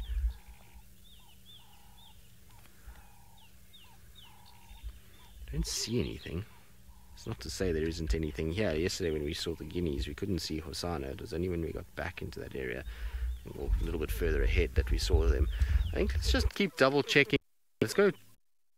You know, maybe whatever it was moved past already. Could have been a bird of prey, I suppose, as well, that flew past. Don't know, they just went on longer than I would have expected. Right, I'm going to have a good scratch around here. I'm not convinced it's the vulture that's caused this guinea fowl sort of fiasco, and so we'll just keep checking and have a little look. In the meantime though, back across to Jamie, who's also searching like I am. I know that exact feeling, Tris. That's exactly what happened to me this morning with those guinea fowl. But the guinea fowl I saw earlier were not quite alarm calling. They were at the second stage, which is when they just sort of chirp in an anxious fashion. Not alarm calling, but sort of grrr, grrr, grrr sound. It was a terrible impression. Absolutely awful. Appalling. 3 out of 10. I have nothing further to report. I've checked around Buffelshoek Dam. It's beautifully full. We're now on Gwari Pan Road, sliding around a little bit, dodging the pans, which are now seeping slowly into the road. It is lovely though. It is still spectacularly beautiful with this light. And then, don't know what the plan is from there. Just enjoying the morning really. And this morning, because of this massive change with... Oh, cool! Jamie, thank you for that. Jamie says that there is a big herd of elephants at the dam. That is exactly what I would love. Some ele therapy for our morning safari. I think that sounds brilliant. Naturally, I am now going in completely the opposite direction, and the quickest way there is to take me through a signal black hole. So we'll have to go around, but I'm sure we'll find them again. That would be really nice. We had a lovely elephant sighting yesterday afternoon on the Sunset Safari. Two lovely ele sightings, nice and close, intimate feeling, babies everywhere. And then, of course, that little baby daycare. For those of you that missed it, this elephant herd walked through, obviously, where the Dacre family had their baby probably, if not, I would say probably a couple of days before that. So the little thing was still conditioned to hide and stay still and not make a sound. But of course it couldn't when the elephants walked past because its parents bolted. So this tiny little thing that looked absolutely minute next to the elephants' heads went dashing out, and then the parents were anxiously searching for it. You never get to see baby Dacre. It was a really special little sighting, brief but special. Okay, well, I mean, I've prattled on and found you absolutely nothing. Tristan's managed Hosanna. James, across in the Masai Mara, has managed to find you a lion now, so the pressure's on a little bit. Never mind, you're not going anywhere. Scrap that.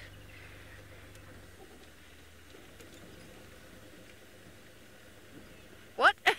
Okay, I think I can send you across to James. I'm not even entirely sure which animal he's found. I think I misheard. It is a rhino. Off you go to James and a rhinoceros in the Masai Mara.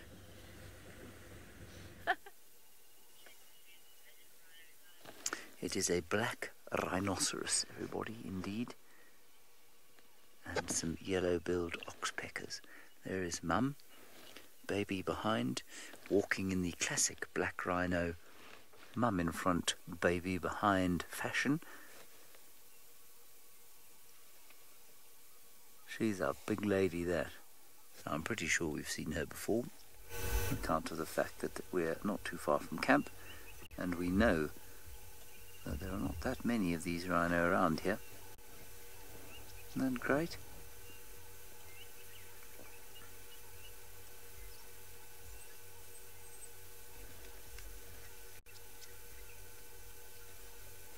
Not sure where she's going. Now, they will tell you, they, including me, will tell you that the black rhino walks with the baby behind, the white rhino does the opposite, normally with the baby in front, because of course the black rhino is supposed to be a browser, well, it is a browser, and it lives in thicker bush, and therefore any attack that is likely to come is quite likely to be an ambush from the front, whereas the white rhino is an animal that lives in more open areas because it's a grazer, and therefore any attack that is going to come is most likely to come from behind. This obviously makes absolutely no sense when you consider the fact that we are looking at black rhino now living in a far more open area than any white rhino in the Sabi Sands has ever lived. So I'm not convinced, in fact, of the veracity of what I've just told you.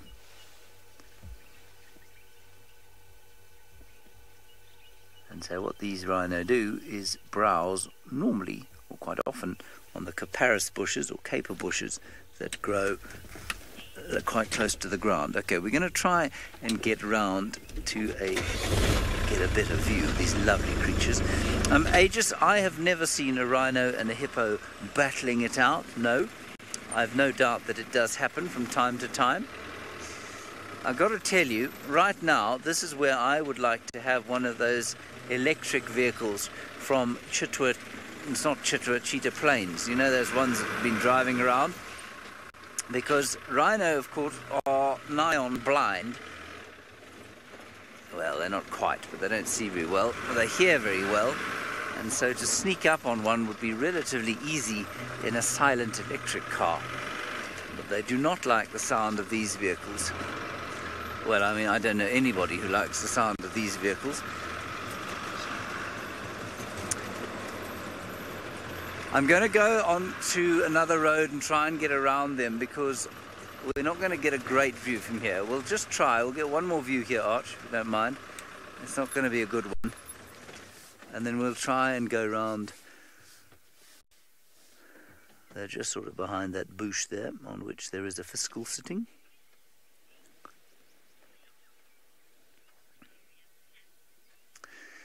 April, the horn area is not quite flat when they're born. There is a little swelling. There is no keratin there, but the beginnings, the stump or the root of the horn is still there when they're born.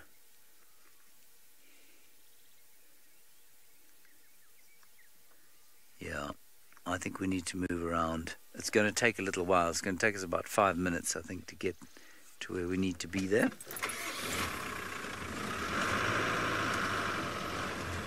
Kind of where we were going to go and look for the lions, not really, but sort of.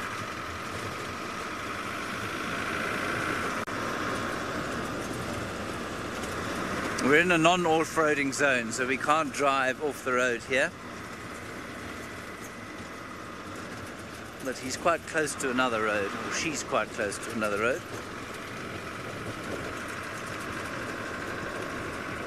The sun has yet to break the clouds, I must say. It is quite high up. It's nearly 8 o'clock in the morning.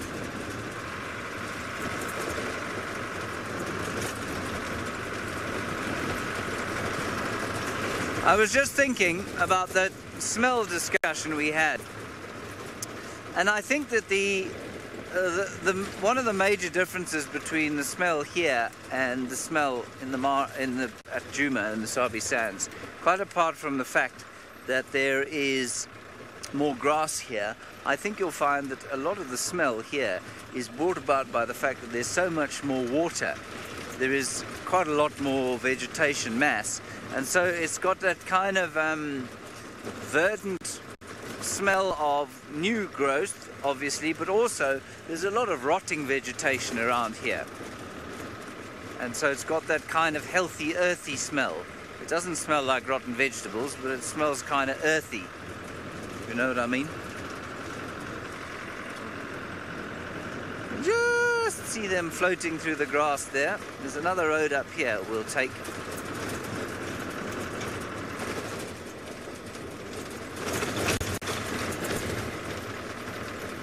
Yes, deja vu. It's not a result of my moving to the Mara, but I have changed my safari fashion slightly. I have bought myself a woolen cardigan. Woolen because it's warm, cardigan because, well, I don't know, felt like a change. I haven't owned a cardigan since I was about 17, I think.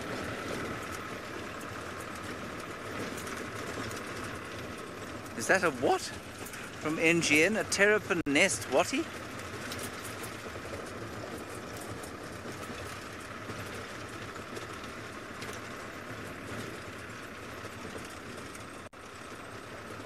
Oh, a terrapin nest sweater, like a turtleneck sweater. I suppose it could be considered such, MGN. Sorry, I didn't have the faintest clue what you were talking about until Kirsten explained it to me. I wonder if I haven't made a bad decision here, because I think that there isn't a road that goes back around there, and we may have to go a little further than I thought we were going to. It's deeply irritating. Teresa, you say you missed the duct tape on my jacket. Don't worry, it'll be back soon. I still have the same jacket, and I've no doubt it'll get pretty cold here fairly soon. Oh, I think I've made a poor choice. We probably should have gone straight and then round.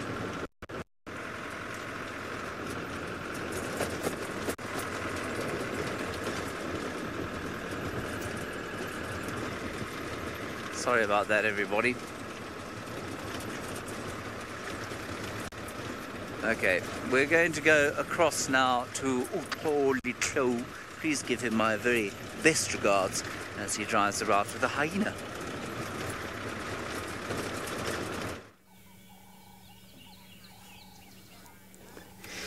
Welcome, welcome, welcome. My name is Oli. My surname is Claude. Joining me behind the camera is still Craig.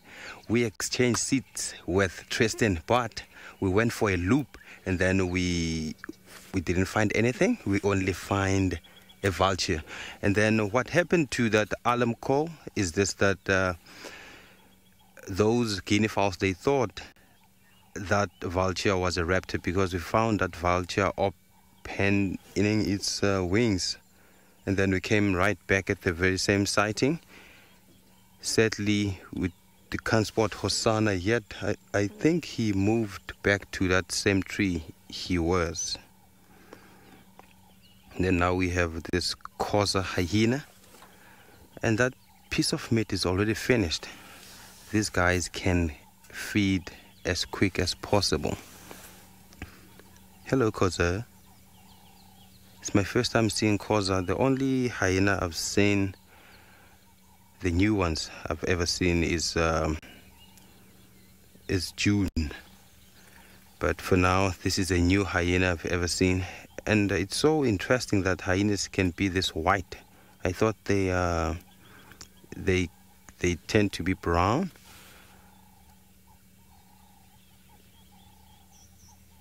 Look at that piece now. It's gone.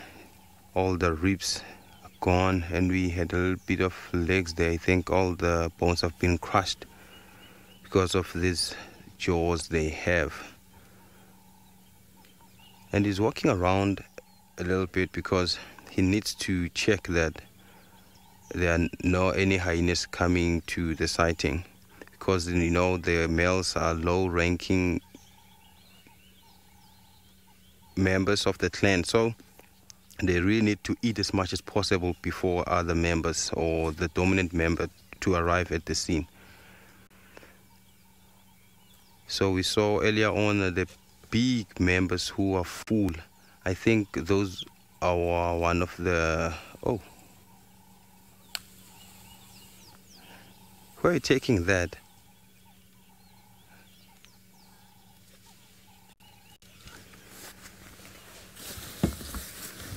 So now I don't know what is this guy doing here. He's trying to take away this carcass.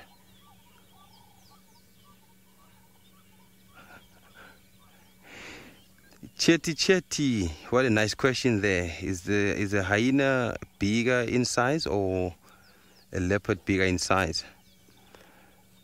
Since I've been here, that's a tricky question, because I've seen big hyenas, and then I've seen Hosanna, who's lesser than the other hyenas, and I've seen Tingana, who's bigger than the other hyenas. Hyenas can grow as big as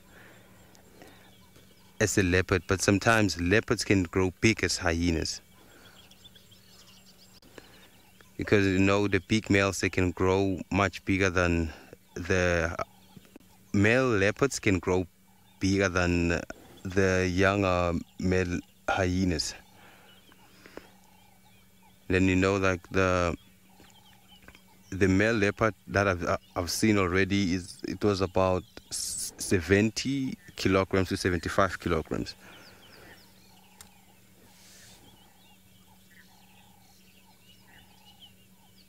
It's walking around. You know, like the low-ranking hyenas, they don't usually take the kill to the den site, because they know the matriarch will take that carcass. That's why they have to eat as much as possible when they get time. I don't know whether I have to follow this hyena, but I'm not going to follow hyena. I'll locate and see whether I'll find Hosanna. Because following a hyena, I will be fighting a losing battle. So I will go back to the spot where we spotted Hosanna earlier on.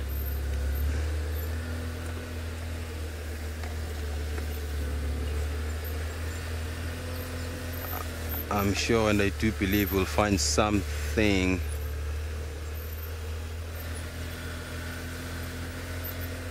Oh, don't forget, for any questions or comments, you can type #SafariLive on your Twitter account there. You send a message or your comment again on YouTube chat stream. and I can't really track. So I will rely on the bird calls or alarm calls.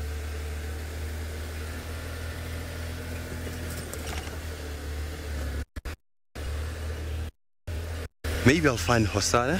Hopefully, I wish. There's Tristan around. So for now, while I'm still searching, let's go to Lauren and see what she has for you guys.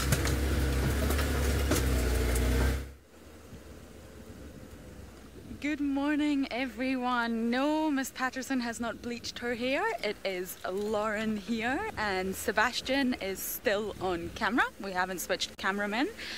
And we are still driving, hopefully, to go and see those ellies that we just heard about on the dam cam. So it's getting to that time in the morning where I'm thinking, should I take my jacket off or should I keep it on? The sun is coming up a little bit more, so it's getting to that tricky time where I'm going to keep it on for now, but it soon will be coming off. Now, Jamie was talking earlier about smells, and she mentioned that it's a very green smelling morning. And it's funny she said that, because I totally get that. I was brought up with a mother who puts a colour to every smell. So we're very sensitive to smells in my family, and when she smells something, she'll be like, oh, it's very yellow. So many people would not understand this, but I obviously definitely do, and it is a very, very green morning.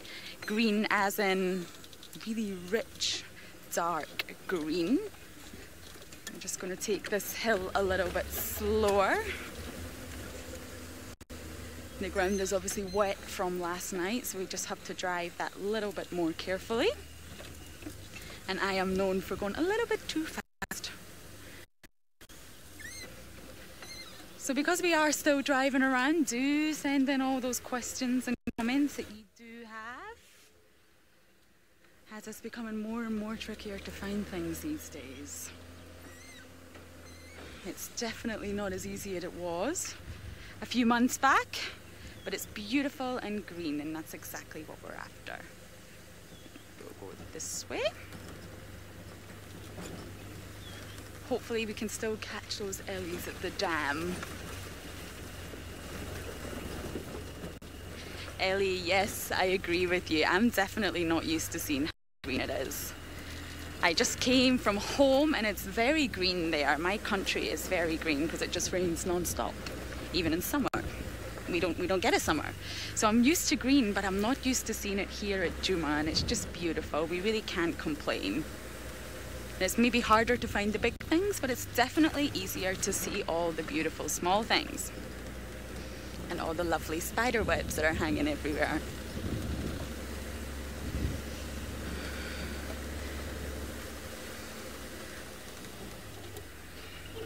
But we do think it is going to be another scorcher of a day today. The ellies have left the dam. Oh, that's exactly where we were on our way to. So hopefully we can still catch them. We definitely don't want to miss them. What is the best way to go here? We're going to go straight.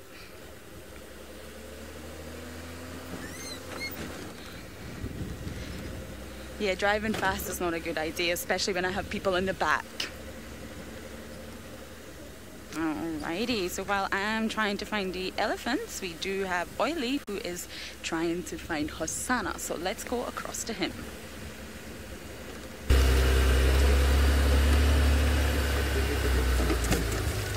Yes! I think he was hiding somewhere around the bushes because you can see he can well camouflage. So we took a loop around and then we went back to the spot where he was. But oh, here the hyena comes. Check that, check that, check that, check that. I think he'll stand his ground. Listen to that.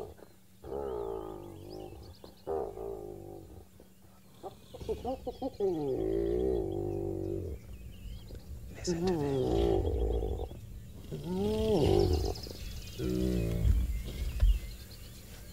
Listen to that.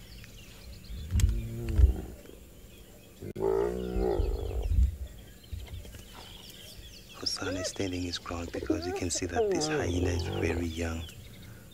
So if it was a bigger hyena, or that matriarch, he would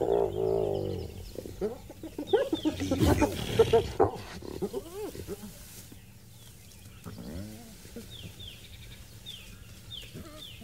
Hosanna, fight this guy. So this is what the leopards do, because they avoid fightings, because they are solitary animals. They have to be as safe as possible so that they will hunt again, because if they have injuries, they might not be able to hunt and will starve to death. That was magic.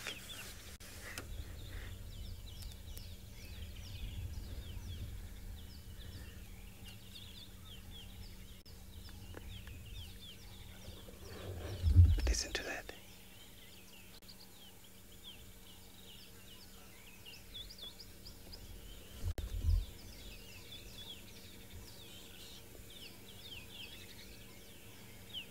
Oh, poor Hosanna. But I think if you can try to sneak there, yes, this is awesome. This is magic.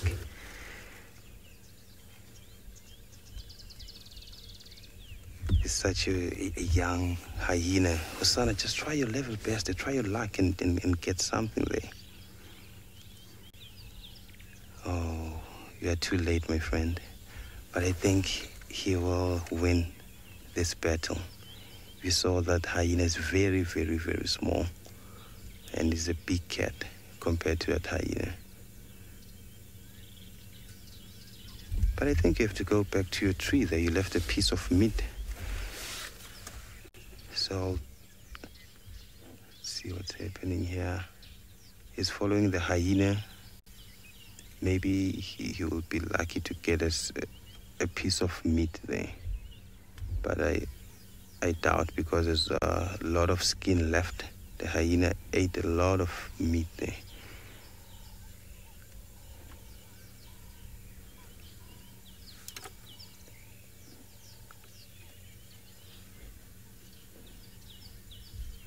Let me sneak forward and see whether I'll find something pretty.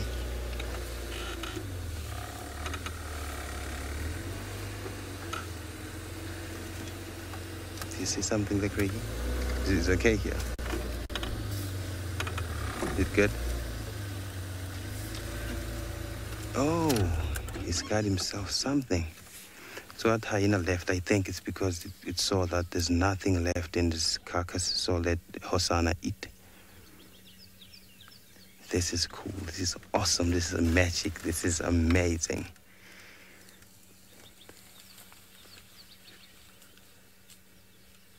Oh, shame. Are you going to hoist that?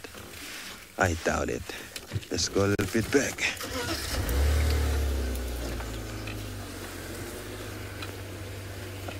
I doubt it.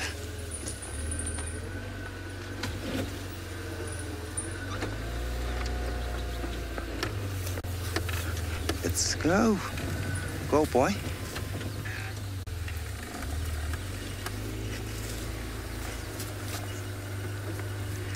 Let me stop this here. Craigie. Oh, boy. Are you taking that home? But that's the wrong way. That tree you hoisted your piece of meat, it's at the back, not that way. And I think you're going the wrong way. But you can see he's very full. Then I don't know why he's doing this, because he must let the hyena eat. He's full. He can't eat the whole kudu, man, alone.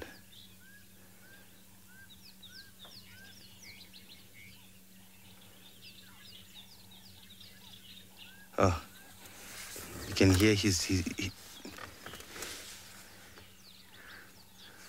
So while we following Hosanna, maybe he will host this thing. Let's see what he's up to. Let's go to the mother and see some rhinos. Oh, here's a hyena. Oh, oh, Jesus.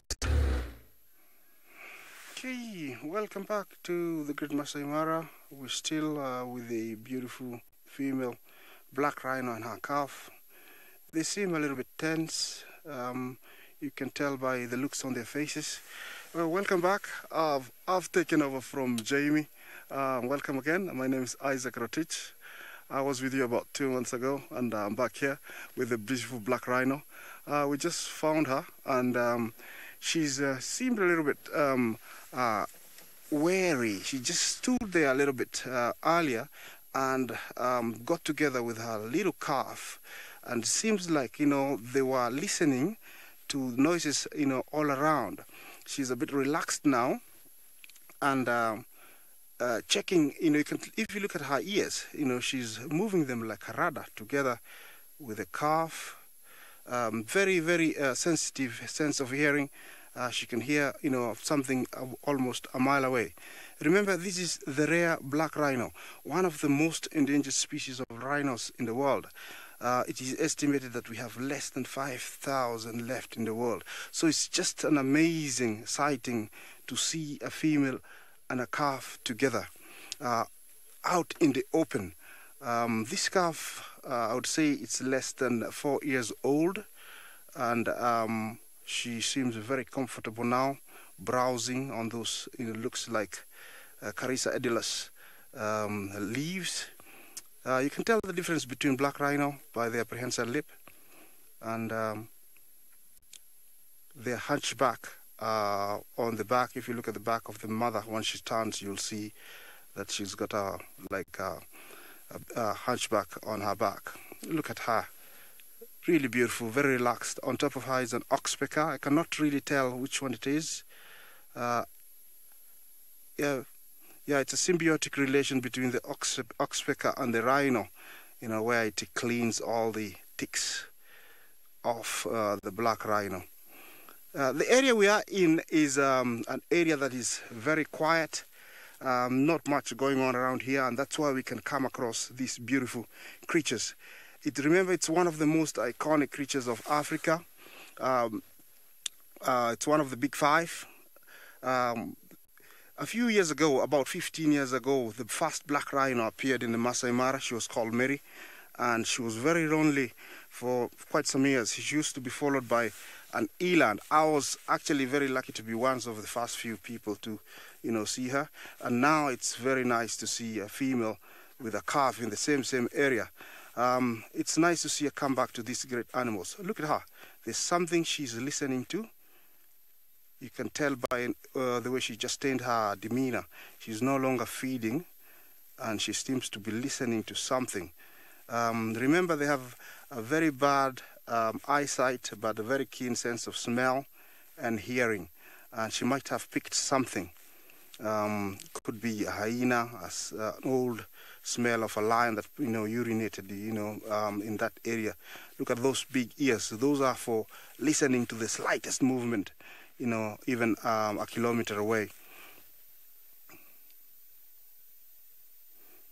Remember the carve I was telling you on the back? You see that? That's one way of telling that it's a black rhino from a distance.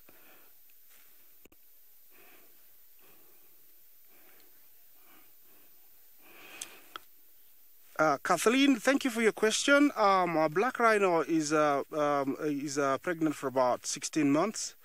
And 16 months. And usually gives birth up to, you know, once every 5 years. So, and they're solitary. That's why they're very vulnerable to big packs of hyenas or big prides of lions, which outmaneuver the mother and take the young one. That's why, you know, they have been very hard to make a comeback in areas where there's actually big population of lions and other predators. You can still tell, you know, she's very tense, listening, turning her head around, like, you know, a radar, the ears moving around. See that? That is listening. Actually, I think she could be hearing me, but she's not facing me, so I don't think it's me. But every now and then you could tell that, you know, she's turning around, her ears this way. Look at the calf. Remember, this is a beautiful sighting, one of a sighting that everybody will want to experience. There are not many of these animals, so see too, we're very, very lucky, and I'm glad that you're joining me on this live broadcast straight from the Masai Mara, the home of the last few remaining black rhinos.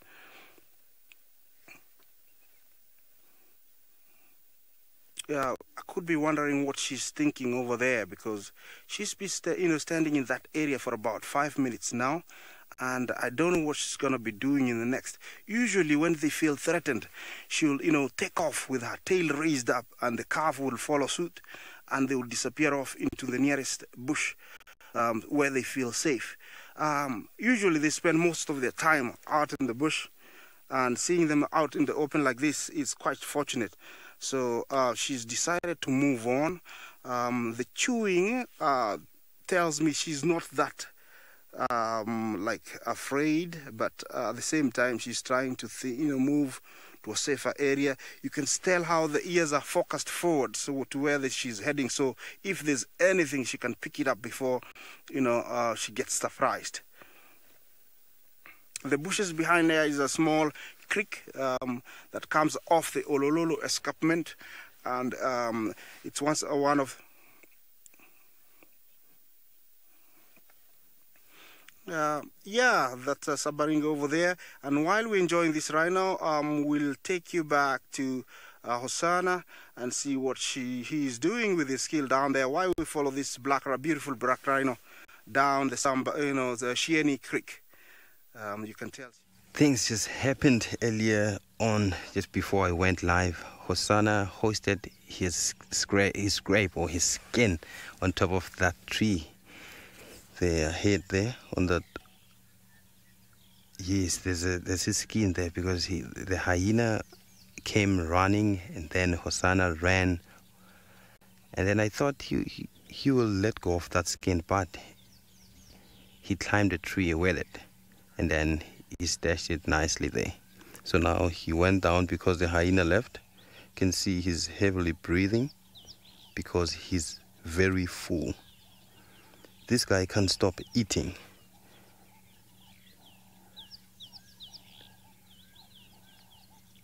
Look at this beauty. You're a handsome boy, and you're growing big. So I thought the way he climbed the tree, I thought he will leave that carcass, but he didn't. So it simply means that even if he's full, he still has some space to eat.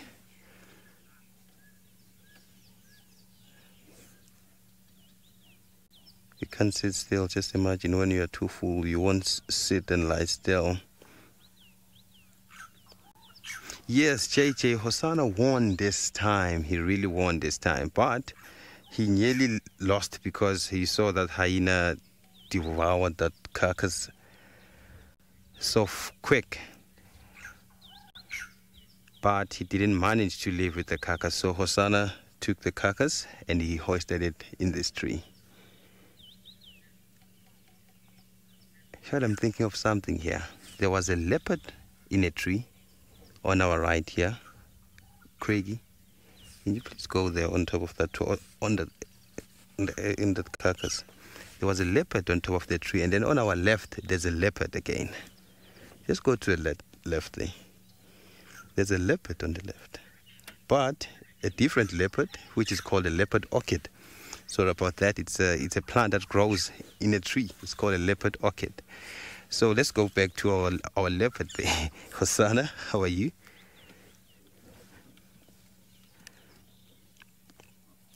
He's so close, but I don't know where Tingana is because this kill was so big, and I thought maybe Hosanna will smell it.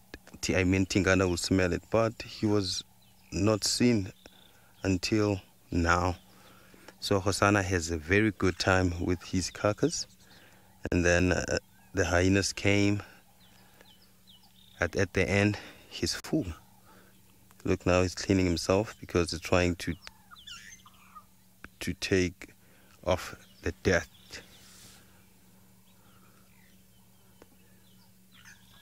I wonder how how rough their teeth is compared to the lion's one, because I know that the lions have this rough tongue. So I also think leopards, their tongues are rough, but I really love to compare that sometimes if I can get a chance to do that.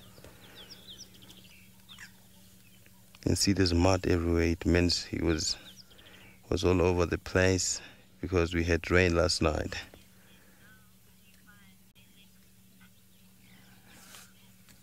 Yes, Arbiet, I'll try by all means to find you guys a leopard tortoise. Or maybe it will reveal itself while we're driving, while we're sitting here next to this handsome leopard.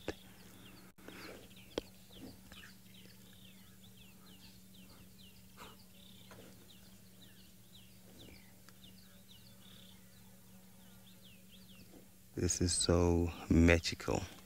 I'm not far away from this leopard. I'm about 1, 2, 3, 4, 6 meters. 6 meters away from this leopard, and it's so relaxed.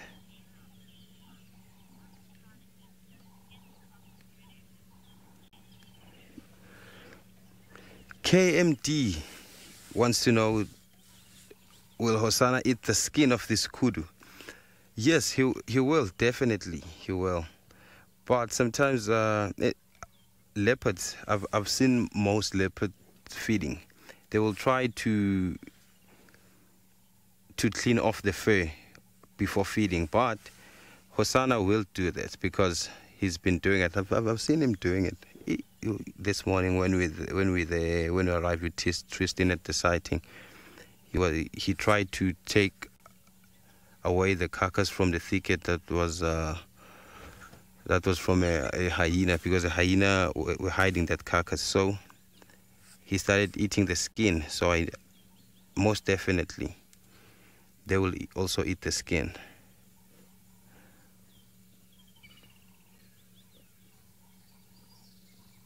So he can't sit still. Look at the breathing. Yes. It means he is so full, but he wants to continue eating.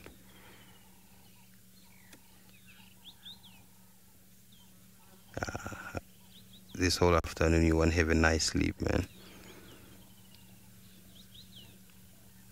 Look at this belly. You will think that maybe he's pregnant if you're not aware that this is a male leopard.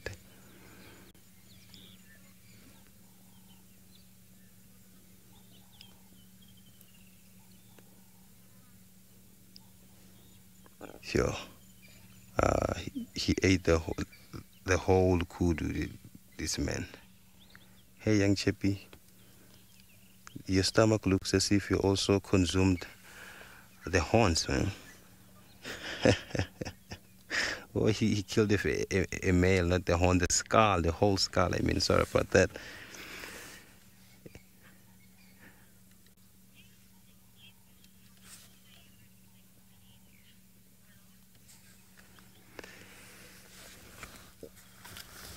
Well, these leopards have the favorite male or an animal to eat, that their favorite male to eat. Yes, they do have a favorite thing to eat, because in most cases the leopard sightings are mostly involving the impalas, but that doesn't mean that they only eat impalas. If an opportunity avails itself, they will go for anything. Because yesterday I was so shocked that Hosanna managed to kill a pregnant female impala, kudu, man. So that simply means he saw an opportunity and then he went for it. So that's why he managed to kill it. They will go for squirrels, they will go for steenboks, every antelope, like from the small size antelope to the medium size antelope. They don't have a special animal to feed on. If there's meat and if there's an opportunity, and then there will be a kill. Because now he's full, that doesn't mean that he will stop killing, or maybe if an opportunity arises itself, like an impala walks or pass by just right next to him, he will go for it and he will hoist it. And that's their natural behavior. Killing it comes instinctively so in leopards.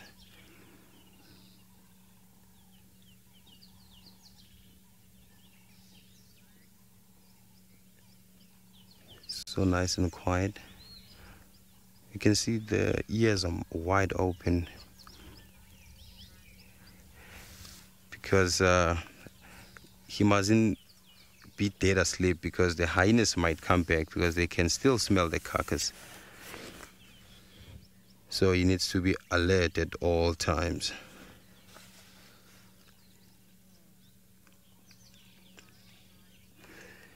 Oh, our full-bellied Hosanna is asleep now. Let's check Lauren, what she is up to.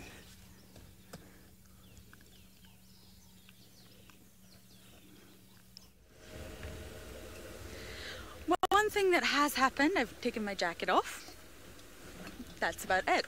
We did go looking for those ellies that were at the dam, and would you believe it, we did get informed they had moved away from the dam. I think that was from Joy. We can't find them. For being such a huge animal, the biggest of them all out here, summertime makes it really difficult to find them. I am in shock.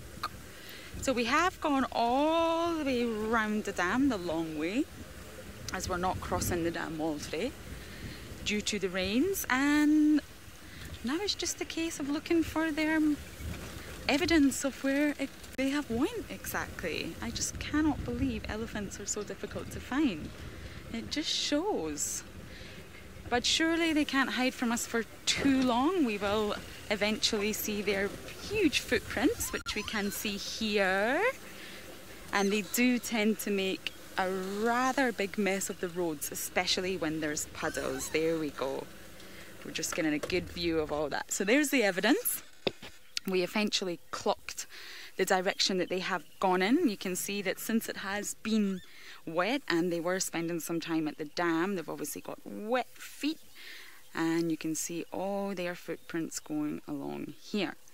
So at least we found evidence that they are around. Now it's just a case of actually finding them in amongst all the vegetation. So let's continue forward, and hopefully with any luck we will find them.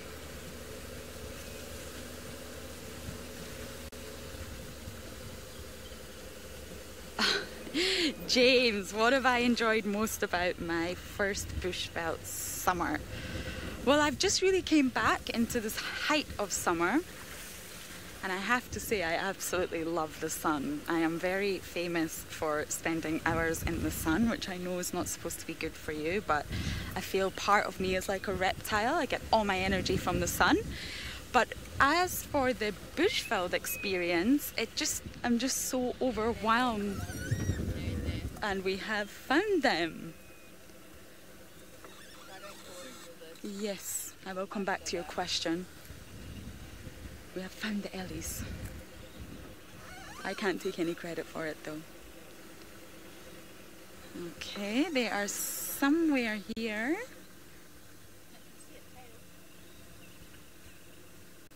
Just amongst all the vegetation, it's so difficult to find them. Oh.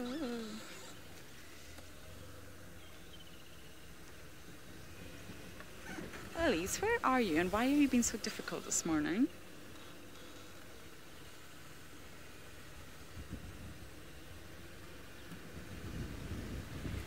Well, at least we know which area they are in, so we're just going to go down here. So back to your question, James, sorry. Yes, so loving the sun and just completely overwhelmed at what a different environment has been. I left for 3.5 weeks and I come back and it's like a whole new world. So there's a lot new stuff to learn. Oh. Alrighty, we've clocked them. Here we go. Took us long enough, but we got there. There we go. A bit more reversing to get the perfect angle for you. There we go. We have an elephant. We have elephants. I do not know how you escaped us, but you did. Look at that. You can even see their feet are wet, so they've obviously been in the water a little bit. You can see just how relaxed this Ellie is.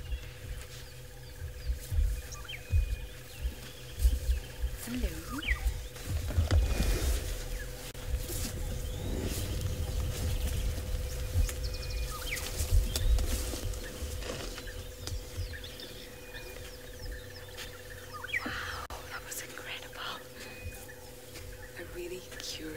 Ellie. Now this one's definitely a boy. A much smaller, younger boy.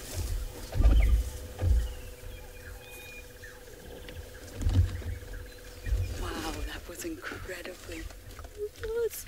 Let's see if we can catch them walking away.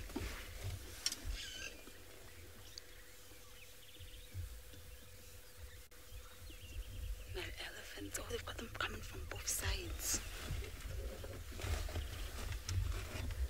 Connie, that actually, yeah, they did come very close to the car, but they weren't displaying any threatening or aggressive or even anxious behavior. It takes a while, but you can really read an elephant. They do physically show you if they're uncomfortable or unhappy or stressed. So even although it did come very close, which is why we went quite silent, there was absolutely no visible signs of any stress from those elephants.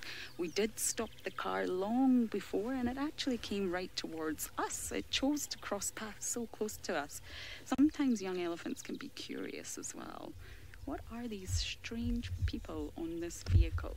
So there was absolutely no signs, nothing to worry about. So it was close, but it wasn't so scary, Connie. So those Ellies have gone. Is there any more on this side that we can see? You can hear them. That's the incredible thing about elephants. You can hear them cracking and snapping off branches.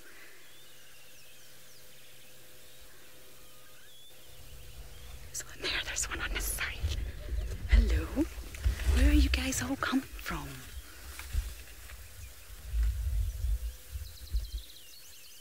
Look at that. And you can actually see they're obviously grey in colour. It does kind of blend into the background a little bit. That's probably why they are so hard to find in summer. Now sorry, that's just the game drive radio. Bear with me. Now the sun is up, as you can know from my change of clothes, so it's not quite so hot for these guys yet, but it will get much hotter and these Ellies will really feel the heat. They don't sweat like we do, they can't sweat, so they have to get rid of the heat in different ways, and it does get really hot for them, so they'll probably relish the fact that there's lots of water around now, lots of puddles and water holes.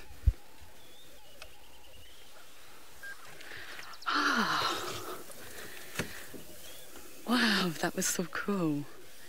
I'm not sure if there's any more around. So I'll keep looking just in case there are any more Ellies around, but I think there is one sleepy cat that we should go check out how he's doing. Not far from there. Hosanna is awake now because earlier on we had the hyenas squittering, but I can't see them because I think they are deep in a thicket. So that's why he's awake now. And we had the alarm calls from the guinea fowls, so I still think they were alarming for the hyenas. So you can see he's still panting. It will take days for him to digest what's inside there, but it might take longer than that because he still wants to feed more. Craigie? let's go on top there just to get that starling. He's trying to steal Hosanna's meal there. You see that bit there? On top, yes. And Hosanna is, Hosanna, go and protect your carcass. But this bird is also scared to go there because he can see the cat is around. Oh, he left. Going back to Hosanna now. Lazy cat of the day for today. Only for today, buddy. You're so full.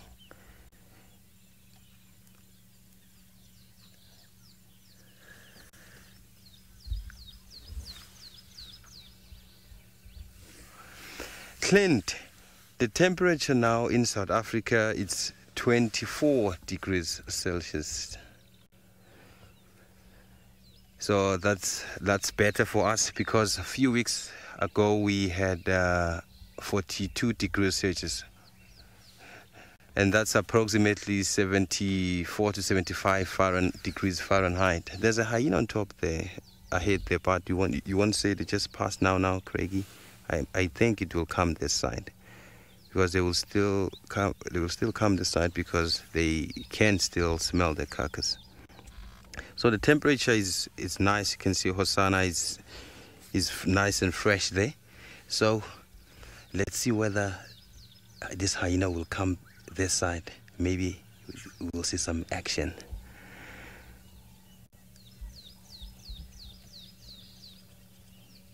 And we had a lot of rain actually last night, and that's why the weather is cooled off.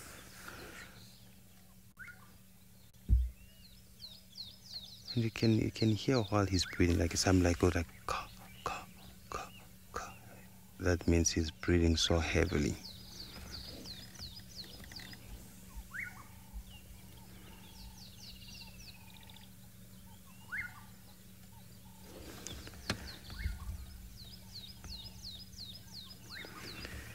Let's go to the Mara and see the elephants that side.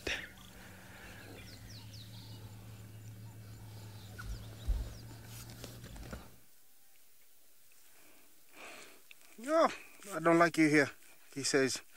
That's cattle egret. It's trying to get some insects that are being disturbed by the elephant. Once again, welcome again. We're in the Mara again, and you can tell this family of elephants is happily grazing on the grass. It's been raining here the past few weeks, and the grass is quite soft, so the elephants are enjoying the grass. You can tell these beautiful two guys here playing, probably cousins, and right now they have a lot of time to play, as they are not fully eating 100%. They depending on their mother's milk to keep them going, and this is a time that they're developing skills, strengthening the muscles in their trunks so that they can grab things to eat. You can tell they're almost the same age by the looks of the height. We cannot tell if they're males or females, but sometimes young males start sparring at a very young age to determine dominancy, and this avoids conflicts in the future when they get much older.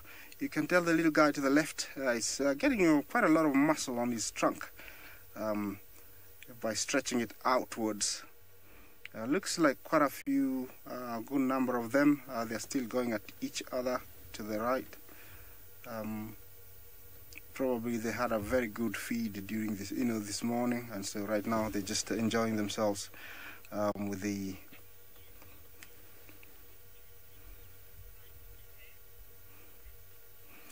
Chris, thank you for your question. You said, do elephants ever fight in a herd? It's very rare for members of each family to fight. They usually have the usual conflict between members. Just for a minute, like an older sibling will try and tell the younger one, get off my perch, if they're eating something that one thinks is sweet and it's only been enough for him, so he'll push off his fellow family member. so that he can get it for himself. But they rarely fight like serious fights. It's just small conflicts due to either scarcity of water, something that they need to eat, or a muddy pothole, water hole, mud hole where they need to wallow. There's such things, but they never really have serious fights. What you see here is a play fight, but sometimes it's gonna get a little bit serious for the younger ones, where these, if especially they are males, but older ones, it's very rare to have a big fight unless they are really two big males fighting for mating rights. Well, you can tell they're very comfortable, relaxed, spread out, which means they are very comfortable. You can tell if you zoom to the left, you can tell how scattered they are.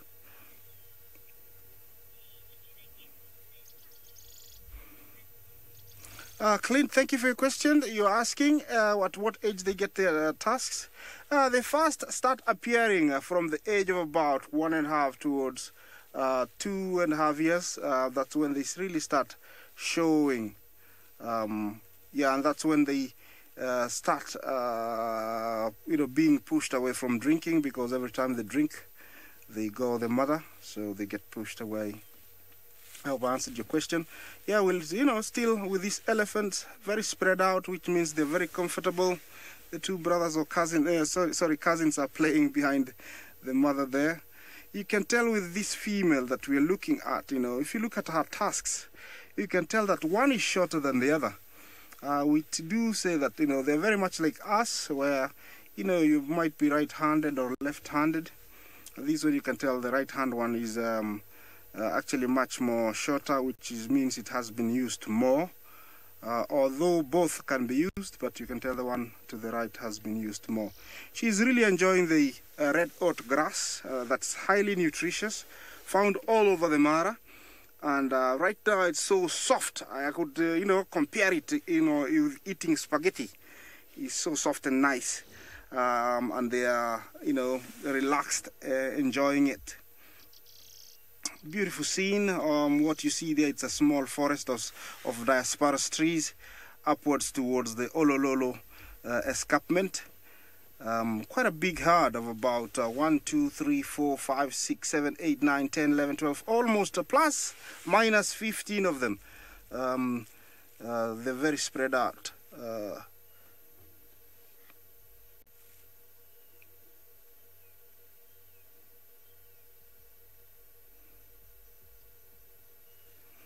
Yeah, there's another female at the back there.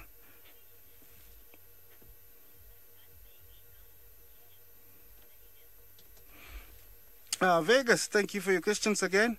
You're asking why one of the calves doesn't have a tail. I didn't notice that. Oh, that, yeah. Well, I see her. Yes, these could have been probably either crossing a river and the crocodile got it, or when it was really young, the hyenas tried to outmaneuver the mother and get it, and they beat it a little bit. It got infected and fell off. But it's very rare for them to be born without a tail. Thank you very much, Vegas, for noticing that. I didn't notice that earlier. I was looking all over. It's very nice. So I think we might give her some name. I don't know what would be the name, but we usually call, those ones without a tail, Stumpy. So I don't know if Stumpy is really a good name. But if you have any suggestion for names, you're more than welcome to give. Looks like him by looking at the forehead. Usually it's much more rounded for the males. So, but we'll confirm that. Sometimes it's not very clear to confirm when they're really this young. So if you have names for this younger, guy, we can give it to us. We might follow him in the next few weeks and months and see what's happening to him. Yeah.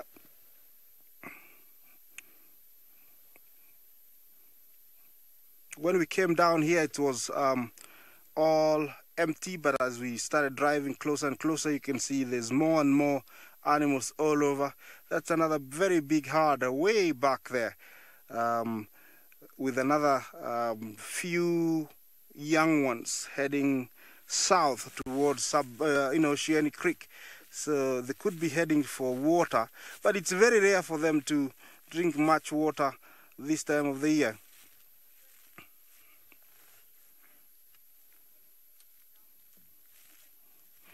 Well, good suggestion, Tracy. Nobby, it's a good name, and yeah, we might name him Nobby. More suggestions, and then we'll decide on which name to give him. As he's going to be here quite a while, so we might decide on which name towards the end of the day. I said Stumpy, that is, there's Nobby. If we get more suggestions for more names, yeah, you're more than welcome to give us a suggestion for more names, because actually they bite me more. So this one, Nobby, good name. You can still say, you know, he's very dominant to his cousin.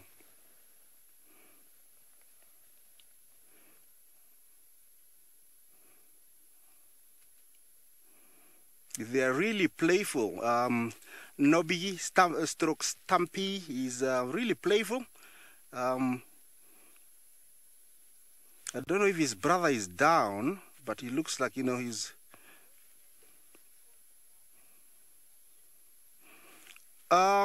Orchard, Bob, another suggestion. Hey, you're more than welcome for more suggestions, but now we have 3. Bob is also a good name.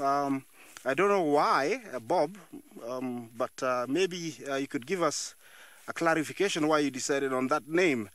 Yeah, more than welcome for more names. I'm looking forward to deciding on one, maybe with the help of my fellow crew. Samantha, come again. I don't know. Did you say Stumpiness or... well, Stubbykins, well, it's a Stubbykins, well, it's another good one. I think I'll have to write them down, and then we can decide on one. Stubbykins is also a very good one, but we need a name that everybody can remember, and it's easy to recognize. Cody, Bobtail, I agree with you. I cannot agree with you more. Bobby is also, yeah, another one. I have 2 people suggesting Bobby. So I think we might have a decision sooner or later before we end this broadcast. Yeah. If you go back to that big guy we saw to the right, please, Archie. Come again, sorry, I didn't hear that. Bob is good one. Look here what we have. Okay, Bobby, there's something happening here. Look at this. Let's watch this. I don't know what's happening. Look. I don't know if you can hear that. Yeah, okay, this big male just appeared, and that female peed all over. She could be coming into season. And this big male actually just went past her, so I don't know exactly what happened. There's a communication that just happened, and I don't know exactly what transpired there, but there's actually communication happening. Everybody stopped grazing, and they're following this big guy. Let's watch a little bit and see what's happening.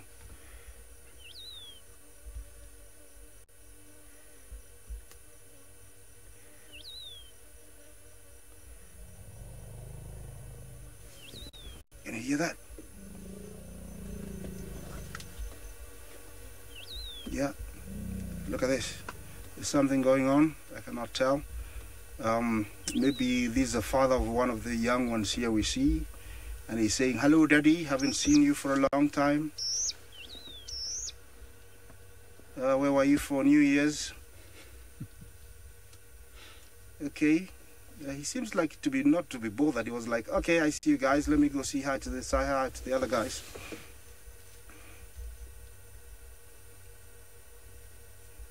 Big bulls like these are always nice to see in the plains.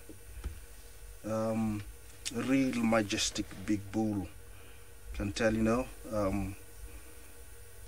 good 3 to 5 tons. He's, you know, you can tell he's not eating, but he's sniffing something off the, you know, off the ground. Okay, let's see what's gonna happen here. That's a very young female that he's headed to.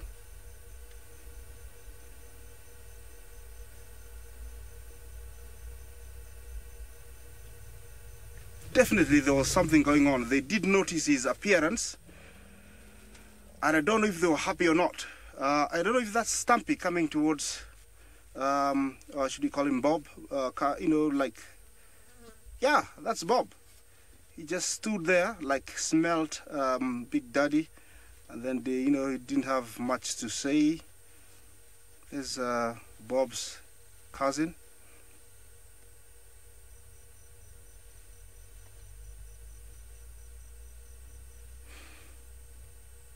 These big males you see, yeah, you can tell there, like, actually, he's doing what he's supposed to be doing, according to me.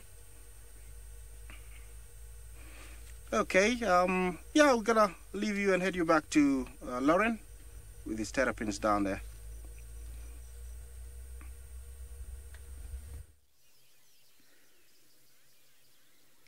We did manage to lose our Ellies, but look what we came across. We went from super large to incredibly small.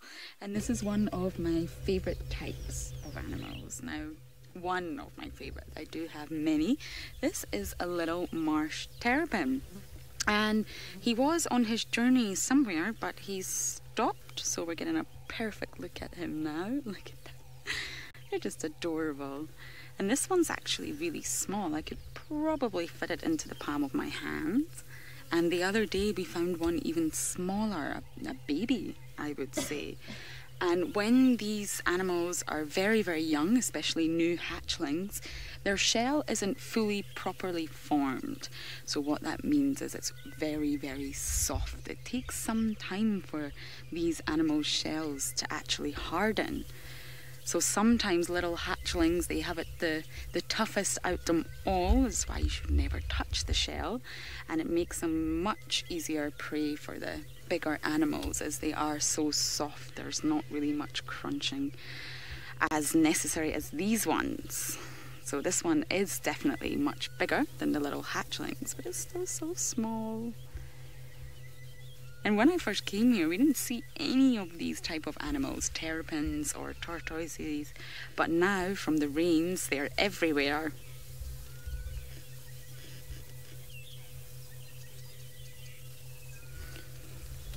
You'll have to repeat that one, Kirsty. I wasn't quite sure what you said there, but I did get a comment.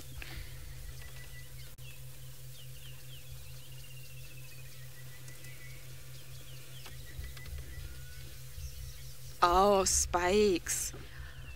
Ah, good news. It looks like it had spikes on its shell. Sorry, I didn't quite get that. Yes, I see what you're referring to. I think it's just the ridges on the carapace.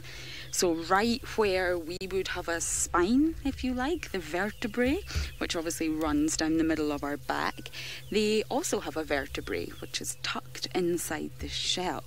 So the top part of the shell we call carapace, and that's where you can see these little bumps running down the vertebrae scutes. So there's actually a different name for each little scute, and the scute is just those little individual parts of the shell, and that's the ridges running down the vertebral scutes. So I think that's what you're referring to. I wouldn't say they're spikes, they're just little ridges, which is probably a key identification feature of this species. I do wonder where it's on its way to. Probably going to find some wet area or puddle soon, but surprisingly we actually find a lot of these terrapins on the road. They always seem to be running somewhere, and they can actually move really, really fast. For being reptiles and for being ectothermic, they do actually run really fast, but then they can obviously only do so with short bursts of energy. So this little guy ahead of us is just chilling in the middle of the road.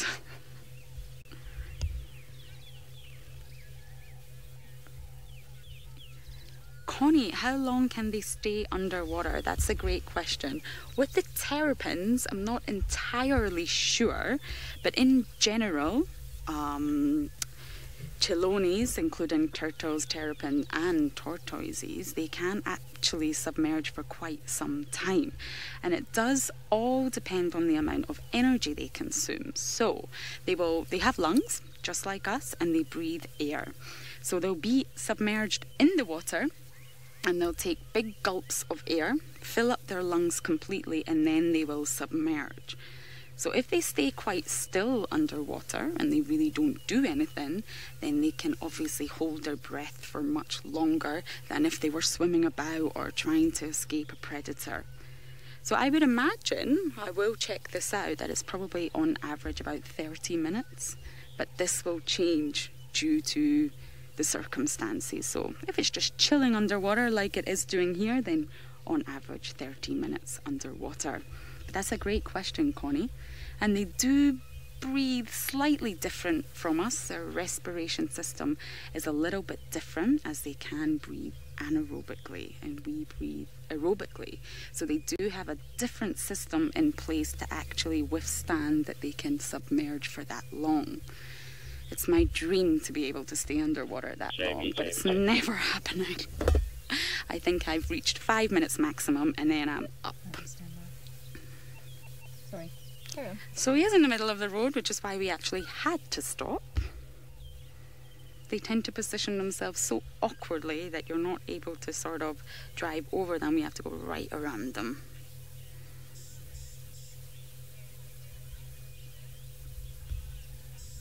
Lara, nice to hear from you. Yes, out on the road, it does seem that they would be very vulnerable. It has positioned itself so that if anyone was driving and not looking, it probably would end up in a little road accident, which is not nice to think about. I think there's obviously a tree hanging over the roads here, so it's probably found some shade as well on its journey from A to B, wherever it's headed. And that is probably a little cooler there, which is maybe why it stopped, because it definitely was running when we first approached it. But yes, you would think it is a lot more vulnerable here. It's very visible, whereas if it was in amongst the vegetation, it would be much more camouflage and less visible to predators. They do have many predators out here, unfortunately. You would think that the shell would deter the predators. You know, oh, I don't want to crunch through that, so I'm just going to leave it. But surprisingly not. The predators don't seem to mind crunching through it. Oh, it's just so adorable. Look at its little head. Now, all animals in this sort of group actually have good senses, so they probably can see and hear extremely well. You wouldn't think so, but all their senses are very acute. So this little guy isn't going anywhere, but I believe a hyena is, so let's go over to Exoili and see how he's doing chasing the hyena.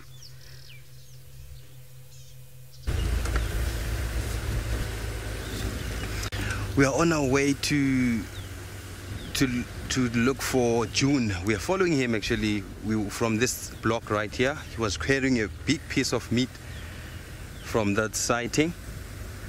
So we need to see where she's going. Maybe we'll be lucky to find a new den. But I can't spot her right now. Hopefully I will find her. Did it come this way? So we left Hosanna because Hosanna was dead asleep. Belly is big, it's breathing so high. So even a hyena, like that hyena we're following right now, it passed just right next to Hosanna. He didn't hear a thing because he's full and fast asleep. So he will be more lazy from now until he reduced what is in his belly.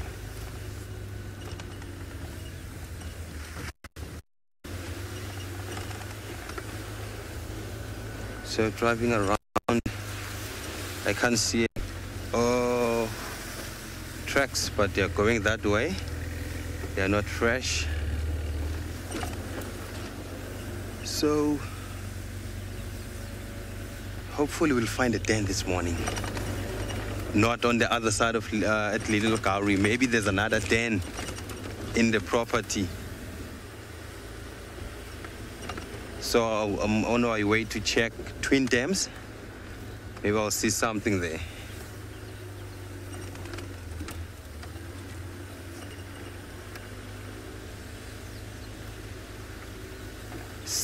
Sarah.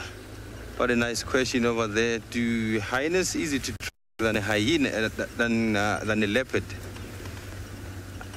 I'm sure I got your question right there. Hyenas are so difficult to track because they don't walk like leopards. And you know, they have these big territories, and they walk through the bushes where they want to go. So it's so hard to track them. More especially if you don't know their den sign.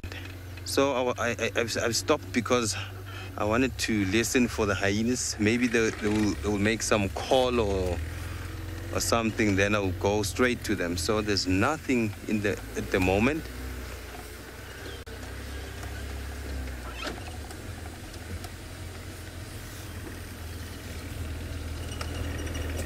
So I've never tracked hyenas before, so I'll try one day to track, but I don't think it will be an easy task to do. And it is going to be tricky because you won't know which hyena you are following. So leopards in a territory find that there's a few leopards in their territory, so it will be easier for you to have a clue what you are following, or which leopard you might be following. So the hyenas, there are a lot, and then you won't know who's who, which is which. So it might be tricky because you might think that you are still on that same track, but finding out that you are on a different track now. I'll go to the main road and see whether I'll see some tracks going in there. So that's why I've just said tracking a hyena and following it, it's not a child's play. It is so difficult. We go right.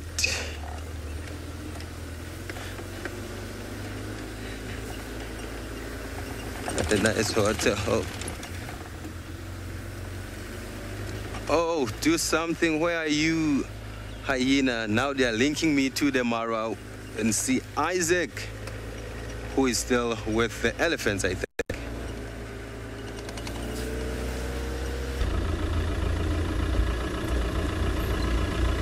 Okay, welcome back to the Masai Mara.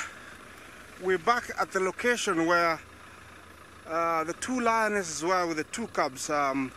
Yesterday evening, we were here bright and early this morning. We couldn't find them, and we are in search of them.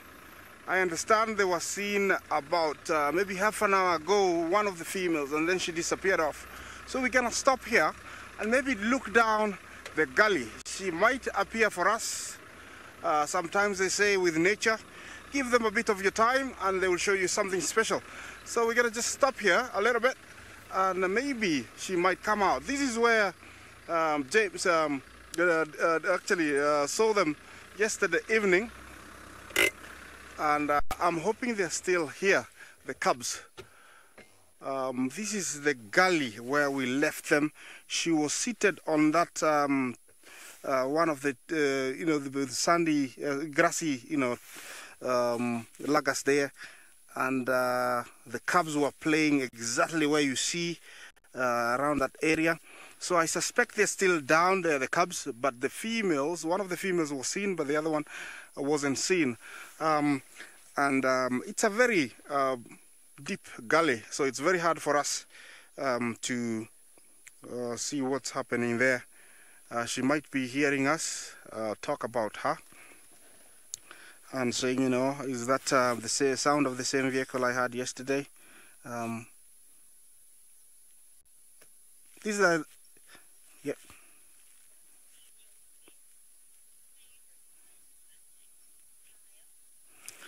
Kyle, your question, what's my favorite lion sighting? It's hard to believe, but Kyle, thank you for your question. You're asking me what's my favorite lion sighting? There are very many, but there's one that stands out.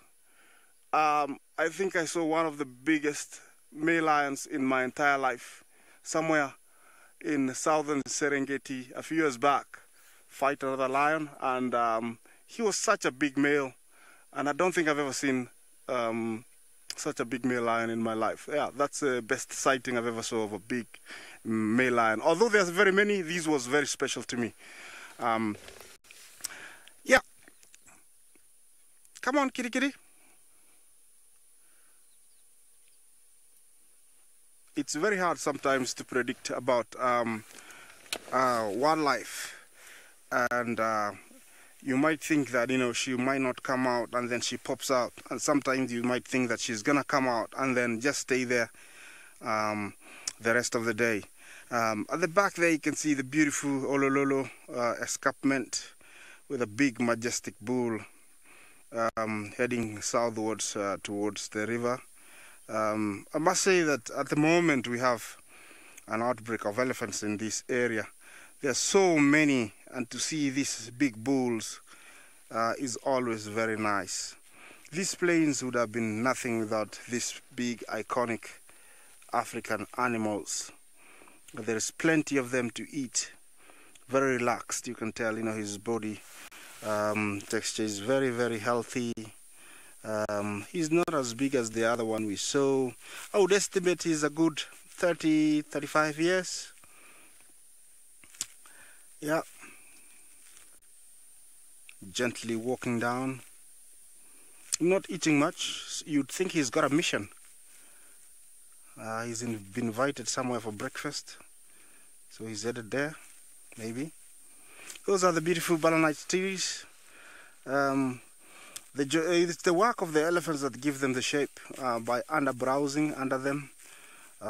You always hope to see a dangling tail on those trees, or some legs of the rare leopard. Imagine how amazing it would be to see the two in, you know, one picture.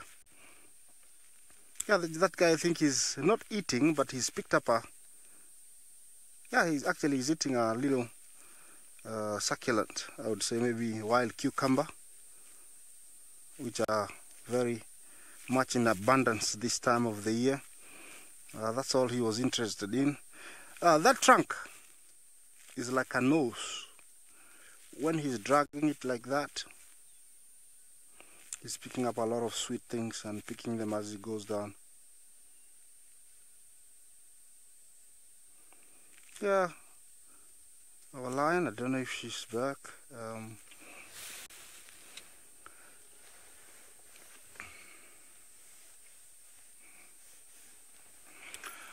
Well, thank you for your question. Are elephants destructive to the environment? I would say no. They eat what they have to eat, and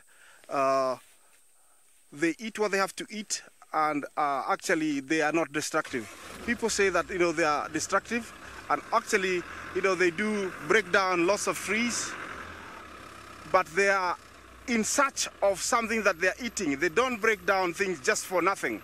And actually, without them, this place will be full of trees. So actually, for me, they are not destructive. They make way for the grass to grow, which most animals eat. And we need these open places for them to thrive. We're heading out of here, you know, in search of a, you know, lioness further up here, and hoping we can find it. Up the road as we head towards where we saw the female lioness sitting on a mound. I'm hoping you can find her.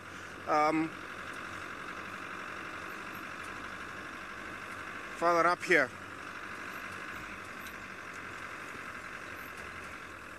Okay, on this tree here in front of us, there's a few birds that are actually sunning themselves. I don't know if you can see, it's full of a few birds.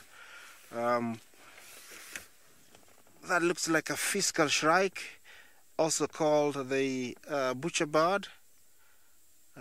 He must be sunning himself after a cool night. It did rain a little bit, so maybe he's drying his wings so he can fly easier, use less energy.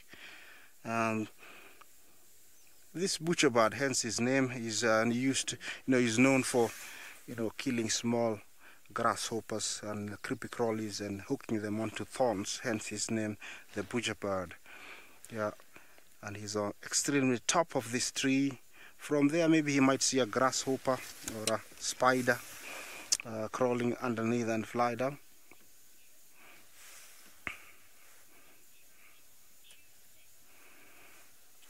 Okay, I'll take you back to Tristan, over down in South Africa.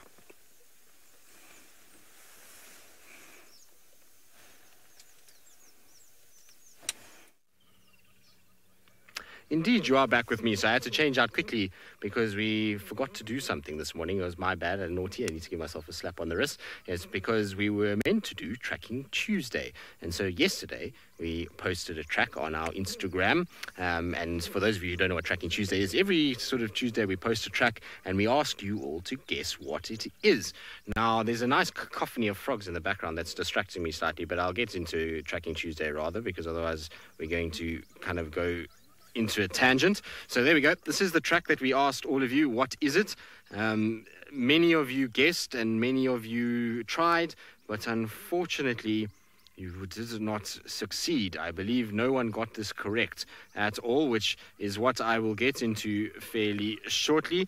I believe a lot of you were guessing warthogs and bushbucks and nyalas and impalas, so you all went antelope with this, and I'm going to show you why it is not an antelope. First, let me just find the antelope tracks in the book.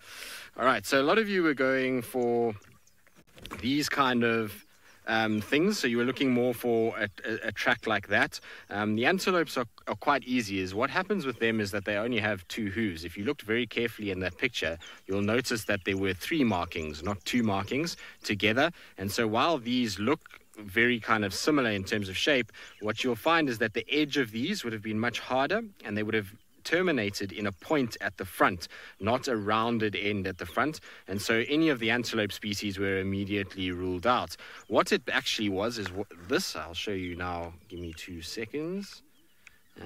So like I say, you could have ruled out all the antelopes very, very quickly. Kudu would have been one that maybe you could have confused it with. I've gone the wrong way. Why have I gone the wrong way? I'll try and find a kudu track now. Oh, sorry guys, I don't know why. There we go. So kudu maybe because it ends in a little bit more sort of a rounded point, but again the size of this would have been too big, and you would have had that sort of touching in the middle, which those didn't have. So the answer to our Tracking Tuesday is the following fella, which I had just now and now I've lost it. It's somewhere here. No, that's not it. Sorry guys, I by mistake dropped my book and kind of messed up the places that I had. So it should be... No. Oh, why can't I find it? Now I've got time pressure as well. Kirsty's worrying that I'm going to miss the time. Don't worry, Kirsty, we got this. Why can't I find it? Now I've got all the antelope. Do you know what? 2.5 minutes, apparently, guys. Don't worry, we got this. Now, of course, the silly thing is using a stupid name for this. 76. Hopefully that's it. No. 175. The suspense alarm. There we go, finally. Whew, that was close. It was indeed an aardvark track that you were seeing. So you can see there are 3 big lobes that were together. The claws were not very evident at all, and then the sort of what was visible was the little sort of thumbs. They were actually being able to be seen in those tracks, and what it really was an aardvark scent marking, and so it had dug and digging a little bit, and so it had dug and scraped soil, and that's what it was. So you had to look at the top of the picture in order to see the tracks and to be able to figure out exactly what it was. So it was a little bit more of a tricky one. We were going to give you just the track, but we thought that would be too easy because you guys have been hammering us in our Tracking Tuesdays and been very good, and so we thought we'd give you a tricky one this week, and hopefully you guys will be able to kind of figure it out. But lots of bullfrogs making a noise, lots of banded rubber frogs, all in the dam south of us. It's really nice to kind of hear them, and we were hoping that we would find June again. It was a golden opportunity to try and follow her, but she gave us the slip in a thicket because she was carrying a piece of meat and she did not head south, which is interesting. So she did not go towards Little Gowrie. She carried on eastwards, and she does definitely have suckle marks. So I was quite keen to see if I could follow her through and see if maybe she's actually denning on Djuma, but we'll try and see if we can find her maybe some tracks in the afternoon, or we'll try and figure it out. I mean, we'll at some point, I suppose, bump into it. But can you hear all the frogs? Very, very cool to hear again. So bullfrogs and banded rubber frogs mostly that are calling in the background. Anyway, it's that time, unfortunately, that we need to say goodbye from all of us that were out this afternoon. This morning. Hopefully you enjoyed it, and we'll see you all this afternoon on our Sunset Safari.